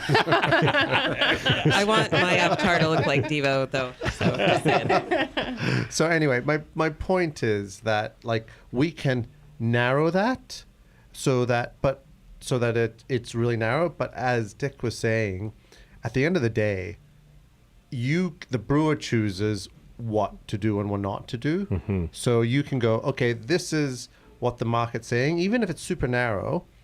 But you know what? We're not going to touch this because this is sacrosanct. And I think that is really important. But I also think even if something's sacrosanct, you should know, like, I want to be aware if I love this beer, I'm going to brew this. It doesn't matter what. Like, Yeah. my wife said here, you know what? We need to brew this beer because she's English and blah, blah, blah. And she says she wanted an English bitter that was not going to sell. But you know what? She's put up with so much. I was like, it doesn't matter. We're It doesn't doing this, matter yeah. what the AI says. Yeah. We're doing this, yeah. That's a good illustration. Right? Yeah. Right? I'm going to brew this beer. Yep. I should know, though, that, you know what? I need to do this on the 3-barrel. Yeah. Because, Yeah, right? that's a really good point. I mean, honestly, there's a lot of reasons that people brew beer, and some are to make your English better, to make your Kolsch or whatever it is. Like, so you can have it all the time, but it's not always like the beer that's gonna sell. So. Yeah. Well, I think the 21st Amendment beer here is a good example of how you can also set parameters and train the responses so you don't get bullshit that doesn't count either. So it's Blood Orange IPA, right? Well, you've all seen feedback on some of the platforms on a beer like this that say like, oh, way too many strawberries in that beer, or just some random comment that has nothing to do with this beer, which again is what I think makes some brewers reluctant about this. But if as you said, Sully could have submitted the recipe and all of that, the AI would immediately know, okay, well, this person has zero input about this beer. Yeah, they're just angry about strawberries. Yeah, and not only that, but like we're working with and we're talking to some platforms that are similar to Untapped, but not Untapped, where you can review and it's not public. And this is the beautiful thing about this. I think this is actually the antidote to all that Untapped hate that comes out. Is again, if people feel that they're heard, they just stop, right? Like, Yeah. it's that angry customer, right? The worst thing you can do is ignore, and It's you're a the venue owner. anonymous troll. And Yeah. you're just anonymous, and you're being treated like you're anonymous. So Exactly. And Yeah. if you can have something say, I heard you, understand, we're going to consider this, thank you very much. Yeah, That yeah. is the best way to, to just stop that from escalating into something that is not helpful for anyone. Yeah, yeah. So this is what we do. We heard you, thank you very much. Now, will it change the beer? Probably not. yeah, yeah. Right? But it actually stops that from escalating into Sure. a place where you don't want to go. So I got a question. So I guess when I opened the app and I, got introduced to the questionnaire, I guess I thought in my head that you'd be able to just write down your opinion on the beer. I Not thought that too. Not necessarily like give it a rating, but just like, hey, I don't like how sweet this is. I don't like Yep. how hoppy it is, and kind of AI would kind of, just take that all in and regurgitate, whatever you're gonna get in your email as a brewer. Do you have any plan to do that? Yes. Yeah. So we absolutely. So prior to... Can I just say quickly, you know what's funny to me about that? It's the exact type of test question that we all hated back in the day when it wasn't just multiple fucking choice and you had to write out your ideas. And now that we're adults, we're like, why don't you want my ideas? I want you to write it out. Oh, no. It's going to help me more. No, Yeah, no. I I like those questions. You always did, of More course than you that. did. Oh, Dick I'll always tell did. you, partly because a lot of the time I hadn't done the work and I could fake it. You could fake your way Yeah, through you it. could- Okay, fair point. Fair point. Yeah, yeah. Sorry, but I just No. But like this is perfect, a perfect illustration. Like Dick, for those who don't know, like he's an author and like the most obscure literary, text. Dick will know, like and so yeah. he's really good with this sort of stuff. So he would love to be able to basically write a novel Yeah. and have the AI to, but there are people, like, unfortunately or fortunately, not everybody's like Dick. They just want to like spend 8 seconds going boom, Sure. boom, boom, boom, boom. But I And like what- Miguel's question anyway. Is it possible? It is possible. And Okay. as a matter of fact, this is what we're going to. We need to identify who wants to spend 8 seconds, who wants to spend 8 minutes. Yeah, I Now, mean- one of the things we can do, and again, we're super lucky in that I am just sort of the face, and in this case, the vocal cords of this company. But we've got the smartest AI guys, and one of them has said that what we need to do is be able to just put in your camera and say, "This is what I think," boom, boom, boom, and have the AI sound it out, right? And we can so one of the this gentleman actually helped build AI for one of the major companies that I think it was Paramount. I think I can say that. Like, they're not a sponsor; they're not going to sue me, right? Who basically what they used to do is they used to do screen shows and then get people to fill out questionnaires. But people always lied because they were getting these free shows, and you don't want to say Right. that sucked. So Yeah. instead, what they did is they built AI. So there's cameras, and it just Watches the people. and understood when they were engaged, when they were happy, when they were bored. Right. Super honest. I think that's brilliant. brilliant. And it was much better. Yeah. And this is the sort of stuff that we will do for this. Right. Right now, what you're getting is a brand new prototype. But again, I've got really smart AI guys. Like, this is where this needs to go. Well, and I So- hope you don't mind the comparison, but if ChatGPT can write out a brilliant speech for me right now if I asked it to, then it certainly could take my feedback and turn it into Into- good 100%. feedback. Yeah. Absolutely. And So- I've definitely used. I mean, I did. I use ChatGPT. I have. I pay for an app on my phone, and I really wanted to test the boundaries of it, and I Nice. gave it parameters. I gave it what I wanted. I gave it my system parameters and all these things, and it just totally Nailed it? just killed it. It nailed it. and nailed it. I mean, obviously, I didn't try the recipe, but I'm a brewer. From looking at Yeah, it, you can it was see it was that a it's a good, good it was a recipe. good it was a good recipe. They had Wow. they had water chemistry in there, and it had a knockoff volume. It had everything. It had Heck everything yeah. just broken down, and it kind of Can I at a point, it was just a little say- scary. It's a little scary, So can sure. I just say the scary thing about that is that what ChatGPT trains the model on is everything. So all the rubbish that we've been Sure. talking about is there. And so what I think we need to do, and what I'm hoping to do with Deep Liquid, is train it on things that are specific to us. So like I said, we could overweight people drinking at the Hop Grenade because we know that they're educated clientele. It's not all the rubbish. So as good as that is, it's basically, junk in, junk out. Yeah. And where ChatGPT is getting better and better at screening out the rubbish will get in, right? What we are doing is ensuring that there's no rubbish coming in. Yeah. And yeah. I think that is when we will get the best results. Yeah, that's helpful. Totally. And then, like we said earlier, it's all being done anyway. It's all being, your beer's being judged and ruled on and starred and not starred anyway. So why not have it a platform that gives that back to you? Just like everything else. Google's not, I love Google for so many reasons, but it's not giving shit back to me. I showed my girlfriend once her map. I was like, oh, you don't know where you went? Here you go. Just look at your map history. Google knows everywhere you went for the last 10 years. Oh, man. Everywhere. Oh, man. It's not And giving not it, giving that back to you. no. It's not giving it back to you, but it's giving it back to everyone else who Yeah. will pay for it. Right, Yeah. right, And right. that Right. that is my point. Like, if you think like, and I think what you were saying is like, oh, this is stressful. I don't want my, the brewers like, oh, I don't want to be judged and so on and so forth. Like, this is happening. Yeah. What you need to be able to do is control it. So whereas, Google and they're sucking up all this data and then giving it to everybody else, what we are doing is saying, no, take control. Yeah. Right? Yeah. This is why our tagline is democratizing AI. Mm-hmm. Take control. This is your data. You control it. You do with it to create something that you want. Yeah. Not what somebody wants you to buy, which is what's happening now. Right, right. Your tagline should be "Stop being an arrogant brewer." That too. Yeah, that's only the cool kids can handle. You know can be who the won't? byline. You know who won't hear that or understand it? All the arrogant brewers. All the Yeah. arrogant brewers. They'll be like, "What's that stupid line?" Yeah, we But it's a brokers great it. line. Quality deal. Are we going to evaluate the 2-1A beer? Do we? Yeah, why not? We got time to do that, and let's do them both quickly. It's a quick survey anyway, isn't it? I just mean the brewers who participated should Should get the there. attention. Yeah. So I'm starting again, and then we're doing the Brew Free or Die Blood Orange IPA first here.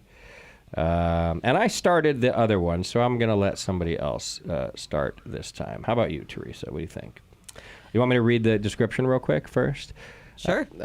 What to expect from the 2-1A Brew Free or Die Blood Orange IPA. Brewed like their original Brew Free or Die, this beer has an abundance of fresh blood orange puree and a twist of citrusy dry hops. It's refreshingly different.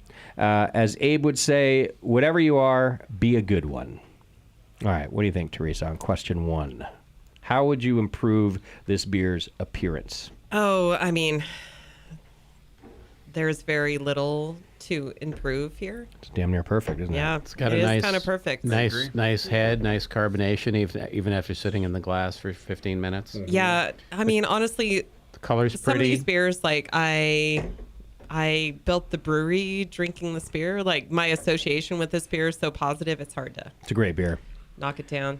So, yeah, what about you? Did it change the appearance at all? No, it's yeah. gorgeous Nope. beer. Perfectly clear. Perfect. Agreed. So we're just not skipping it, we're just calling it perfect and going to the next question. The aromatics, which, Devo, you mentioned like right when we started, you're like, oh, no, that's the blood orange. For sure. It is. You can figure that out when it's Yeah, they're there. Yeah. I mean, honestly, but Unmistakable. so my criticism is that the aromatics are a little candified. Yeah. It's a little sugary Yeah, it's sweet. and lollipoppy. Yeah. it And so definitely my smells like options puree. here are decrease or increase. So I guess I'd say decrease by 40%, something like Yeah. that. I would say decrease or even change up your utilization.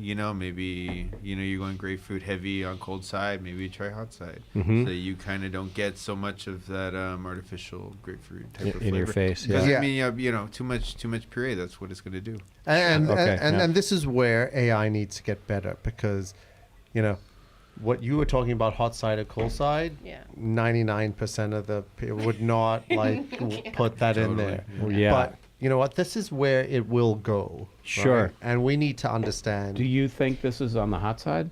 No, I think this is all cold side. I think so too. Yeah, 100%. And I think it's under attenuated, and so you're leaving a lot of that puree still in the beer, and that's just kind of what they've grown. And to not do. all blood orange puree is Of course. equal. Yeah. Of course. Yeah. I used to make a blood orange beer quite See, a lot. I got to say, just like not as somebody who owns a brewery, like one, I'm super excited as somebody who owns a brewery. If I was getting this sort of feedback from Yeah. Miguel and Dick, Yeah. I would be so excited to go, okay, we need to pay attention to this. We need to find a way as like from an app developer, a tech developer to go, okay, how do we, because there's so much amazing knowledge here. Yeah. How do we take this, right? And this is sort of what I'm the whole point of this exercise. Sure. Is how do we, Well, not just, we talked about filtering out the rubbish, but like this is gold. right. How do we get this? Well, this is how the Brewing Network exists for 18 years. So what we do is we start a new podcast where Dick and Miguel just evaluate beers. Let's go. But like full go. bore. I've You always got my email. I've always been a little like subtle about it on the show. Like if I didn't like a beer, I would just move on. But no, it would have to be a full bore, man. full speed ahead. I am so and on then board for that. you know the transcript, the AI just makes a transcript of it, internalizes it, whatever it fucking does. I don't know, Denim, you know, and then spits out some good info. I'll man. get a pied à terre in Concord. Yeah, there we go, man. Yeah. We're ready. I'm really loving this idea, to be honest with you. Okay. Well, I love all that big upfront aroma in the nose. I do agree that it's a little sweet, but because the question isn't letting me do that, I'm just going to reduce it by like 1 or 2. I scaled it down 40%, but I think it works better in the flavor. Yeah. You- okay, yeah. This Yeah, is I again agree. where this is like, because I did love but Dick's absolutely right. It is a little candied, right? And so now I'm like, you're right. Like, do I scale this down? But I think what this does is generally give very clean feedback because we don't have the brewers here. But what I think we do need to do is, and we absolutely can do this, is find a way to identify where you are in sort of, are you a brewer? Are you like a first time, Right. right? And I think that is important because if we know, like, you know, Dick, who's judged, you know, is like judged, you know, the best beers for a long time. Right. Yeah. If we know that he's doing this, like, okay, we overweight this. Yeah. Massively. Well, and you could gather that when somebody signs up for it. You know, just a Absolutely. couple of questions about their beer Absolutely. background. You could also see, Yeah, Dan, that's I'm a good starting to idea. get why you're so excited about this. I really am. Because the AI can be so smart, you also could ask questions like, once you've gathered a bunch of feedback about this beer, do you find this aroma to be candy sweet or fresh and new? Right? The AI is going to eventually figure out how to throw questions back that have to do with previous feedback. Absolutely. And the reason I think that would be important is if 1 out of 6 of us decided it was candy sweet, okay, I might not change anything. Yeah. But if 5 out of 6 of us answered that next question, yeah, actually, because it didn't get triggered until Dick brought it up, Yes. Yeah. you'd go, oh yeah, actually it is. Well, now you might start to look at Well, AI Whatever. learns. It correct? does. Yeah. That is the beauty of it. AI, absolutely. It does learn. Yeah. And, you know, if it learns, it can teach us. You just have to be open to, you know. Well, Yeah, I think yeah. that even like having that, I mean, it promotes the conversation too. And so if you Yes. have that data, you have access to that data, then like we see, okay, even if it's just these 4 questions, well, you know, what does that mean? Then like over 1,500, then Miguel and I go back and he's like, hey, I think we should maybe drop the hot side charge and increase the cold side. You know what I mean? And it starts that conversation. Right. And so it doesn't, don't necessarily like that's part of the benefit for the brewers, right? Like it doesn't necessarily I don't necessarily need the specifics because that's part of what my job is to know how to interpret that data and then translate it into the quality of the beer, right? Like, and so it's just like, that's where we still have creative license and where we're engaging in conversation. Creative license, absolutely. Yeah. But I'm sitting here thinking as you're talking, like, did we give you any meaningful information when we were drinking the 1500? We mostly said, I mean, I remember I said, really drinkable beer. Right. I like the Amarillo balance more, you know, the Simcoe was more in the background, which I like, all that stuff. I'm hoping that the data we provided, which is just not many points, was useful. Yeah. Well, even in the conversation, the first thing, and I think, I mean, Miguel probably said like clarity. That was one of the first things we're like, that took a hit, you know what I mean? And so he'd go back and go like, okay, what was this batch? Like, I just know him enough to know, like, he's going to look up this batch and see like why it's not as clear as like what we would expect to have it be. And then, Chill haze. yeah. Okay. Yeah. Chill Yeah. haze. He's already thinking about it. Yeah. I know. Yeah. Yeah, already no, knows it. And so we're- there's- we're- Well, we're in judging, rolling, man. Yeah. in We so brew many a lot of styles, chill haze is allowed. Yeah. But yeah, like, I mean, the slightest even feedback, you know, especially when it's a beer that you're super familiar with, you're going to take that and then start a conversation. You're going to engage in a conversation. I mean, Well, at and least as we the will. sample size gets bigger, like you're going to get more Sure. valuable Ton feedback. more, Yeah. And the other thing you said is about starting a conversation. So I had an idea, and again, this is exactly why we're doing this. Is actually why we picked the Hop Grenade, because what you do is you basically bring a community together to try to grow the community, right? Yep. And you had a couple of patrons at the bar just talking about how they reviewed the beers. Mm-hmm. Well, I did this, I did that, right? Yeah. And what I was thinking is, like, that's what we need to do, like, create a little community. So there's an airline, I can't remember, where you could choose to watch a movie with someone. And I was like, oh, that's really cool because, right, you just want to share an experience. Yeah. It's real Like weird with though, your because it's like neighbor? even a random person. Right. No, it's like Yeah. What do you mean? Well, Virgin do or you, like, something. text you can be like, them, I want to or- watch a movie with So it's like C, so, like so 36. you have like a face. Oh, that It's is like interesting. FaceTime? Totally. Yeah. No, is that what it is? No, you can be like, I want to watch a movie with seat 36C. That's fascinating. That is Yeah. really weird. That's weird. But I can understand where, because I did it once where I was like, oh yeah, you're like, we can watch the same movie together because you want to share an experience, right? Yeah. Yeah. And this is what we can do. Like, and I was actually thinking that's what we need. We need to have like, X amount of people here, like all talking about a beer. And that, can Yeah. go to like, because sometimes it's really good to be at home, like giving clean feedback. But honestly, the wonderful thing about beer is it is a communal experience. It brings people together. And we can build that in Yeah. as well. Yeah. Well, I mentioned earlier, did this provide the numerical data? Like, how many responses did it get? And I think that's really important too.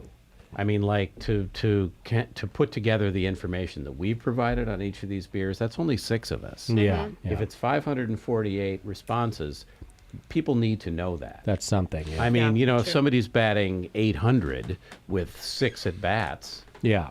I mean, that's meaningless. Well, that's like No. statistics. Casey 101, Schmidt did that, and he right? got sent Like, back to the the minors. sample size matters. Yeah.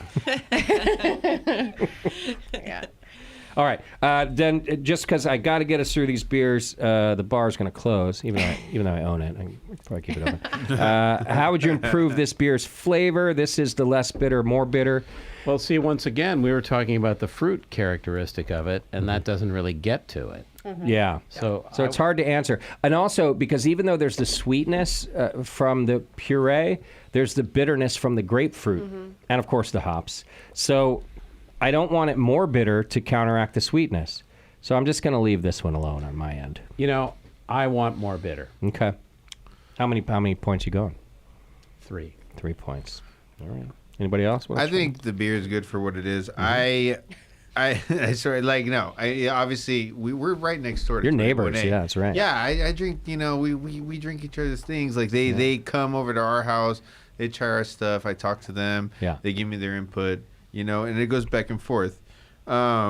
It does not have any fermentation defects. Yeah. And in my head, it's just like a percentages thing. It's like, maybe not throw a whole that last drum of grapefruit puree. Gotcha. But, Maybe. but for Yeah. me, Maybe, using whatever. using a specialty ingredient like blood orange, you want it to marry with the hops. You want there to be this relationship between the bitterness and the fruitiness and whatever else. And that's why I'm saying I want more. Okay. Yeah, it's definitely a club you over the head rather than like, hint of.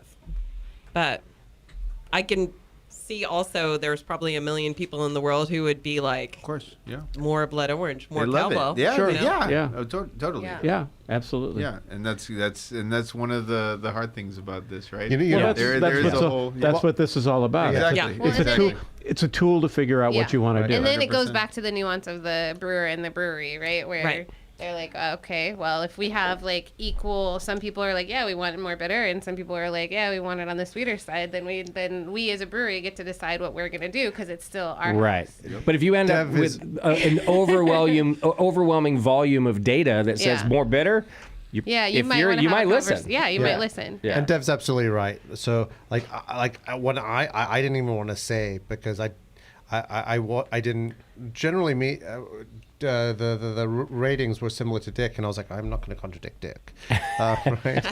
But I think what this Feel free. does, You should.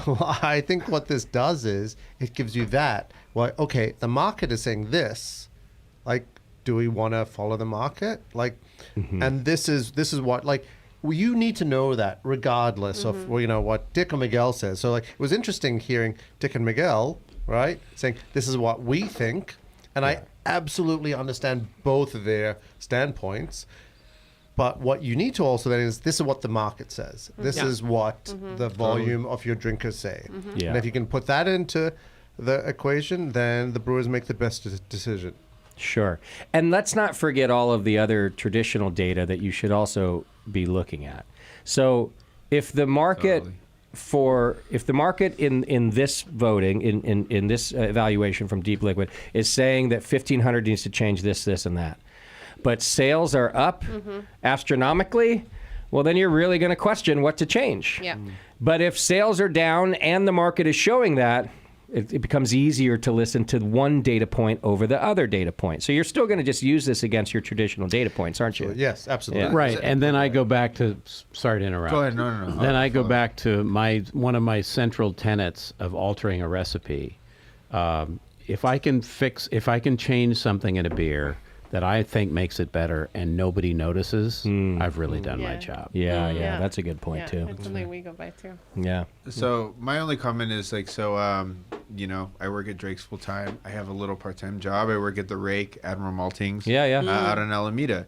I deal with a lot of Alameda people drinking a lot of these beers. I try every single beer, and I tell the manager what I think about them. And I know if there's off flavors, if there's this, if there's that. And I guess my question is, how would you combat people that see oxidation as something that they would like? Are we just Or like, going? Are we traditional. are we just conforming to like creating oxidized beer because that's what they want? Emulating the imports. Yeah. Like there's numerous beers, that come through the Rake, and I try them, and I'm like, oh, that's full of diacetyl. Oh, that's acetaldehyde. Oh, this and that. And people love it. Who am I to tell them they're wrong? I'm not going to tell them, they don't know what I'm talking about. I can't tell them there's acetaldehyde in this. They don't really care. Right. They're going to drink the beer. Yeah. What is again, I think what it is about training the model, right? So if you, say, you like caramel flavors in your beer, like great. Like if that is not what you want in your beer, the AI will filter that out, right? Right. So, it can do that. So we can program in off flavors. You can program in our flavors, like to say here, these are the flavors we do want to do. What I think is going to be interesting in how we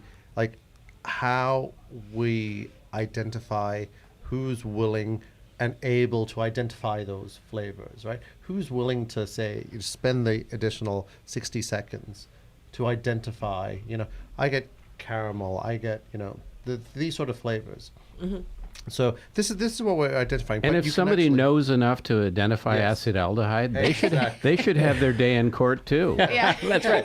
Well, as long as Seriously. as long as their identification isn't, I really love green apples and I'm Yeah. glad it's in this beer, because then they don't know how to identify it. They just Yeah. know they love green apples. I Well, mean, if God didn't make truthfully, little it's green more so apples. oxidation. Well, I mean, like, okay, if somebody, like, what would be great is, like, right now, and I'm not going to mention any programs, but there's certain, like, reviews, like, where you go, okay, here, you've reviewed X amount, you've got a badge, right? Yeah. And that badge means all you've done is talked about X amount of it. Doesn't mean you know anything about And in those. this country, that's all we can give Right. them. Yeah. The little American Airlines wings. Yeah. That's But right. in Yeah. this app, what we could do is identify people who actually know something about beer. And that is very unique. Right, Yeah. exactly. And actually, Yeah. if you can, that's a good way to sell it If to you could brewers as filter it well. that Yeah. way. We Because can. if Yeah. you've got, That's- yeah. say 10 people of the respondents who have done professional level judging or whatever else, they're like, oh, okay, well, Yeah. I've got, some Yeah, savvy it's weighted. people Well, here. more than that, Or I've got people who are Yeah. belong to a homebrew club or something like we that. can do all that, but also what we can do is we can give Justin a code to say, hey, listen, I know you know your beers. Or, right here, I'm going to give you this. Basically, I've identified you as somebody who knows their beers. Super taster or something. You're super, Yeah, exactly. that's what I was trying to think of. So, Yeah. so a badge, right, isn't just a badge that says you've done X amount. But it's a badge. person knows It's a badge what of they're talking knowledge. about. And knowledge. And yeah. Exactly. I'm hesitating to use the word influencer. Exactly. Yeah. Oh, So- no, yeah. Exactly. You're an influencer. No, Yeah. but influencers just get paid to say, right, Yeah. this is an influencer who actually has earned As that a baseline of knowledge. because or they have a foundation. badge, right? Yeah, And yeah. you could just say, you know what, I'm just going to do this. I'm Yeah, going to. yeah. So we know somebody coming from the Hop Grenade who has this badge, boom, overweighted, Right. Yeah. right? Yeah. So there's so much we can do here to, address those issues. Because right now, the platforms right now take every input and it is all valued the same. Whether you know nothing or whether you're Dick who knows. Sure.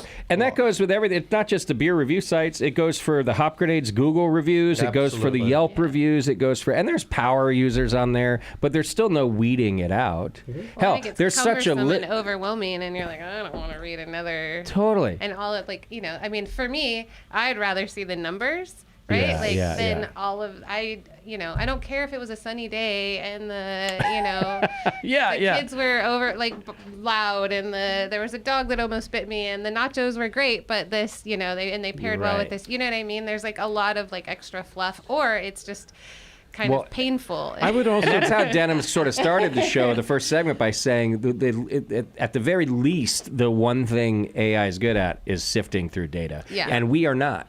Yeah. We don't want to. You and I don't read all that shit either. Yeah. It would take us a decade to Yeah, do that, yeah. or seconds. I mean, one thing I find annoying about so many of the beer rating review anything, well, not just beer reviewing, rating, anything, is that, people like to create sort of a persnickety persona for themselves or whatever else. I mean, fuck the persona. Yeah, yeah. I like the anonymity of Yeah. the data that's provided to this Yeah, yeah, platform. Mm-hmm.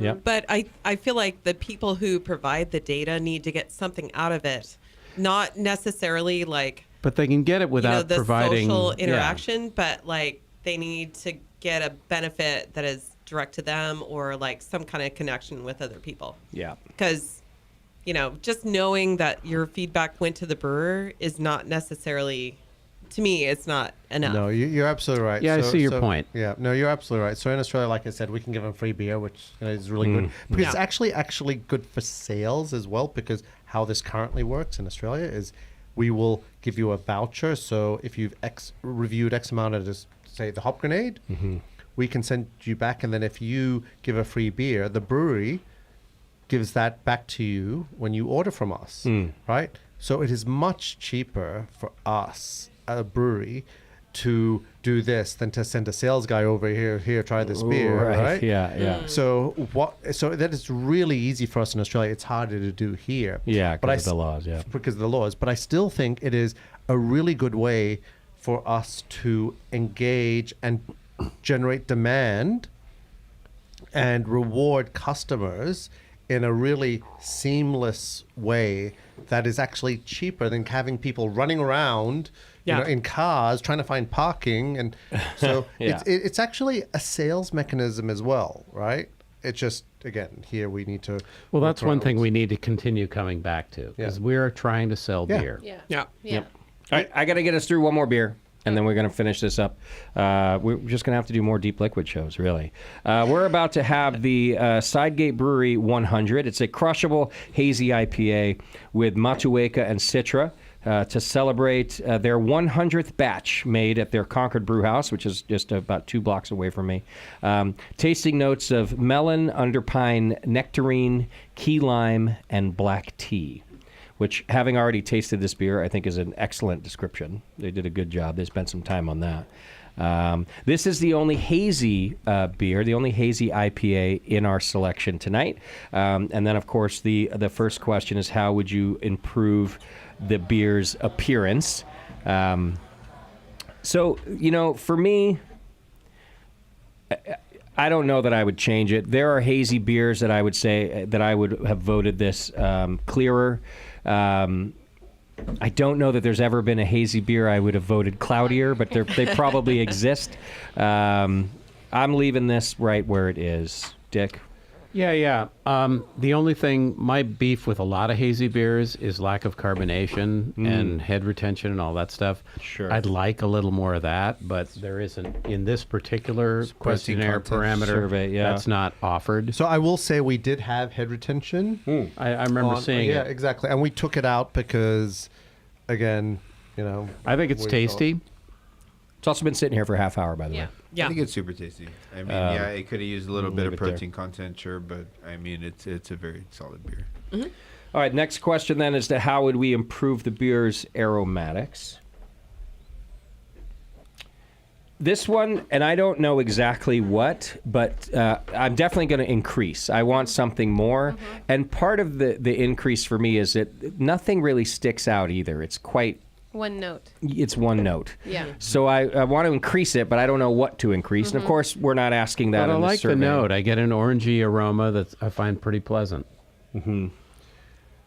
It's not complex. Well, it's interesting again because I had a chat to the brewer a couple of days ago, and like I wouldn't change this only because he was very clear that he wanted this to be a sessionable hazy, right? Something that wasn't too, and so for that Yeah, if you don't want reason, it so aggressive. if you don't want it like in your face, I was like, okay, you've nailed that.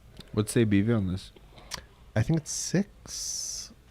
not sure. 6.5. And you know what? That's the other thing that we used to have on this, so we will put back on there. Well- because that makes a huge difference. Of course. I mean, of course, you've already by having 6.4. shared that information, you've sort of muddied the waters in terms of an objective Yeah. response. But I get that. It's got like so many super hazy, really thick IPAs. It's not dead on the palate. It does sort of move on. It has enough bitterness to do that. Yeah. Although, that's one of my beefs too with many hazy IPAs. I like proper bitterness. But Right. A backbone. Maybe that violates the style. And again, my review was colored by my discussion with the brewer, but we were having this discussion that came from San Francisco where it was like 72 degrees and came here it was 95, yeah. 102 degrees. I was like, what Sounds the? about right. It's like, oh, wow, this is, it's like, Yeah. no, this is normal. Anyway, I was like, this is perfect for this weather. It's like, yeah, that's what we built it for. Of course. Easy drinking, not too in your face. You can have a couple. I was like, yo, nailed it. Yeah. All right, so Well, question. Go ahead. Yeah. I was just going to say, I mean, it's fine for a hazy beer to not be in style if it makes it more drinkable. Like, I'm with you. Like, Totally. Agreed. in style hazy beer is often, like, totally not drinkable to me. Same. Yeah, Yeah. okay. Yep. I mean, it's maybe Well, because because- we're West Coast kids. but- Exactly. Well, I mean, because the majority of people, I mean, New England style IPAs and hazies, they are different categories. If They you are, think yep. about it. Like, a lot of people, like, they do New England style. Some people do hazies. Like, it just depends. I mean, it's really your hop, like, your hop amounts. Yeah, Like, Cellar what Maker you throw has at it. West Coast hazies now. Yeah, they're called and all I the like time, that so- classification. You do? And Okay. because you know I that do you're like gonna it get too. some. I Gives do. you a parameter. Uh-huh. Yeah, You're because gonna you're gonna get some bitterness. You're gonna get some bitterness, and you're And not. you- It's not gonna be like overwhelmingly like thick, And it's probably Yeah. going to have some bubbles on it's it. gonna have some bubbles. And we yeah. do deserve credit in California. Yep. For everything, yeah, let's be yeah. honest. Vermont created the hazy, but we've been doing work over here. We've been doing it up. We're trying, man. We're a good point. We're selling pints, All right. How would you improve the beer's flavor? This is the third question. This is about the bitterness. And again, hazies are just across the board. I guess that's the cool thing. You got to just be about this beer. As This always, one. I'm one, going to yeah. say, More a bitter. little bit more. I'm going to go a little more too. Not by much. I'm going to give it a 2, a +2 on that. kind of Anybody like- going more? No. I'd No. keep it. No. Yeah, I wouldn't go more. I mean, No, it's got enough of a skid, pretty but good with that. just for Yeah, given I know that it's been meant to be sessionable. Yeah. Yeah. Yep. Yep. Yeah. And it is that. It doesn't stick Yeah, around on your sure. palate. Yeah. It's And then we get to the beer's mouthfeel. And this is a good question for a hazy. Whether you want it thinner or fuller. I think it nails it. Yeah. Yeah, it's I thought right so on too. the palate where I want it to Yeah. be. yeah. I think this, if you wanted to maybe say like carbonation or something like that. You could address it here, but but I think that I would the say so too, mouthfeels- yeah. yeah. And that would lift it just a little more off It the would palate. lift it a little bit, and it might make it even. And again, it's been sitting here, so like True. Yep. some of that has bled off, but that would make it even more quaffable. In Yeah, no, I agree 104 with degree. you entirely. And we did have, again, carbonation. I think what I've got from this, and this is super helpful, is we need to be able to identify who's willing to spend, 30 seconds, who's willing to spend 3 minutes. Yeah. On If I'm questions. only asked to spend 30 seconds, I'm not going to bother. yeah. But that's you. That's Right. me. Yeah. That's me. And even on top of that, and in this beer, even if 50 Dick Cantwells did the 60, 90 seconds on this beer, I think it's one where they nailed what they were looking for. Yes. It's because you sort of described it to us. Even reading the description, I think I would take all that information and still go, nah, I'm good. I think it's okay. Do you see what I mean there? Like, Yeah. and this is why the you can take the data or leave the data. Yes, absolutely. Yeah. And if you really got the beer you were going for, okay, unless the information is overwhelmingly saying +5, +5, +5, I'd leave this alone. Well, we've all just spent an hour and a half evaluating these beers, and Yeah. we're still loving it. Yeah, Yeah. agreed. Yeah. Yeah. But I think the real thing is, like, we enjoy, like, this. You're fine. What we've just done now, I mean, I enjoyed that. That was fun, right? Yep, Like, absolutely. and it was sort of fun because also it's really fun because I've got the brewers right next to me, Yeah, listening, going, oh, okay, that's really cool. That's what this does, Mm-hmm. right? Now, granted, they might not be physically next to you, but this They're goes gonna to see. them. They're going to see it. They're gonna listen. And this is what makes this community great. Yeah, yeah. Well, I made a whole career out of this, Denim. It's your turn now. Taking feedback, listening to brewers, We all have. giving it back to brewers. This is a lot of fun. I'm looking forward to seeing what the next iterations are. I'm looking forward to a week's worth of data from the Hop Grenade. We're going to Yeah. keep promoting it because we've got all this beer on tap for until they're gone. Really, we're calling it AI Beer Week because you need a gimmick. Come You- drink you need a name 1500 of Drake's Brewing. at the Hop Grenade. It's amazing. At the Hop Grenade. Yeah, So heck yeah. good. It's so good. One of Before my we go, as a teaser, because I know you want to talk about it, well, you're not going to be able to talk about it. Yeah. But the AI bar. So what we are doing is we've developed an AI bar where you can basically review all these beers. It'll understand what you want, and then basically create a QR code. So if this is one beer, one bar, one tap, and you scan your QR code, and you'll go, oh, okay, this is what you like. So we've done this for a stout bar, and yeah, it was amazing. And you don't even have to try beer. So we did this. It's basic. Can I dumb it down a little bit just for the listeners too? Because I had trouble understanding what an AI bar was. It's a very advanced kegerator Yep. with multiple kegs in it that will take your preferences after you reviewed a bunch of beers, and then put together the beer it thinks you'll like based on the selection it has inside of it. Well, yeah, not just selections, but like with the stout. So what we did, it wasn't even beer. We had chocolates. We had peanut butter, Reese's peanut butter cups. We had milk duds. We had coffee coated chocolate. We had Rocky Road, and you just rated those chocolates. And we had stouts, which basically bit different bases. Higher alcohol, lower alcohol, more viscosity, less viscosity, and then also, raspberry and peanut butter and so on. So you could create /dose/ But they were based on beers. Yes, they were based on beers. So On it individual wasn't kegs just- of beers. It wasn't just crazy ingredients that were going to go into them. There were beers that were based on those ingredients. Right. And that people stated their preferences for them and have put together a custom blend for each of them. Correct. But yeah. what they did in this instance was not try any of those beers. They just tried chocolates. Yeah, So I we get it. understood their flavor palette, right? If you hated peanuts, but you like raspberry, we knew how to Understood, create. And so many people said, I don't drink beer. And then so many people said, I definitely don't drink stouts, but like, oh my gosh, I like this. And I was Sure, able yeah. to say, well, yeah, you've only ever drank a stout that was made for 1 million people. You've never drank Christina's stout. This is created for you. And they were like, wow. Yeah. And what we're doing there is, again, just appealing to that TikTok generation where they need that immediate, like, this is what I've done, this is the result. Whereas what we're doing here is this will go to Drake's, and it might be a long, slow process where you won't immediately identify where your input is. Yeah. Right? But in this instance, it's immediate. Sure. And what we've done is what I found with my brewery is like they immediately identify with my beer. Like, wow, this brewery can, create something that they really listen. So Another realm that works really well with this is like sour beers. Mm-hmm. So you've got a cucumber one, and you've got a citrus one, and you've got I don't know what else. Maybe one that's more acidic. Yeah. Maybe one that's not. Yeah. And then you can put together a custom blend based on all those things. Sure. But I think that's a subject for a future podcast. yeah, well, it becomes like Spotify. Well, the cool thing about that, literally a future podcast here, is that we're hoping to have an event like that here one day at the Hop Grenade when this particular robot can make it across the pond and hang out with us over here. So there's more to talk about with that. Don't forget to invite us. Yeah, exactly. Oh, you're invited. You're That's a invited. done deal. Yeah.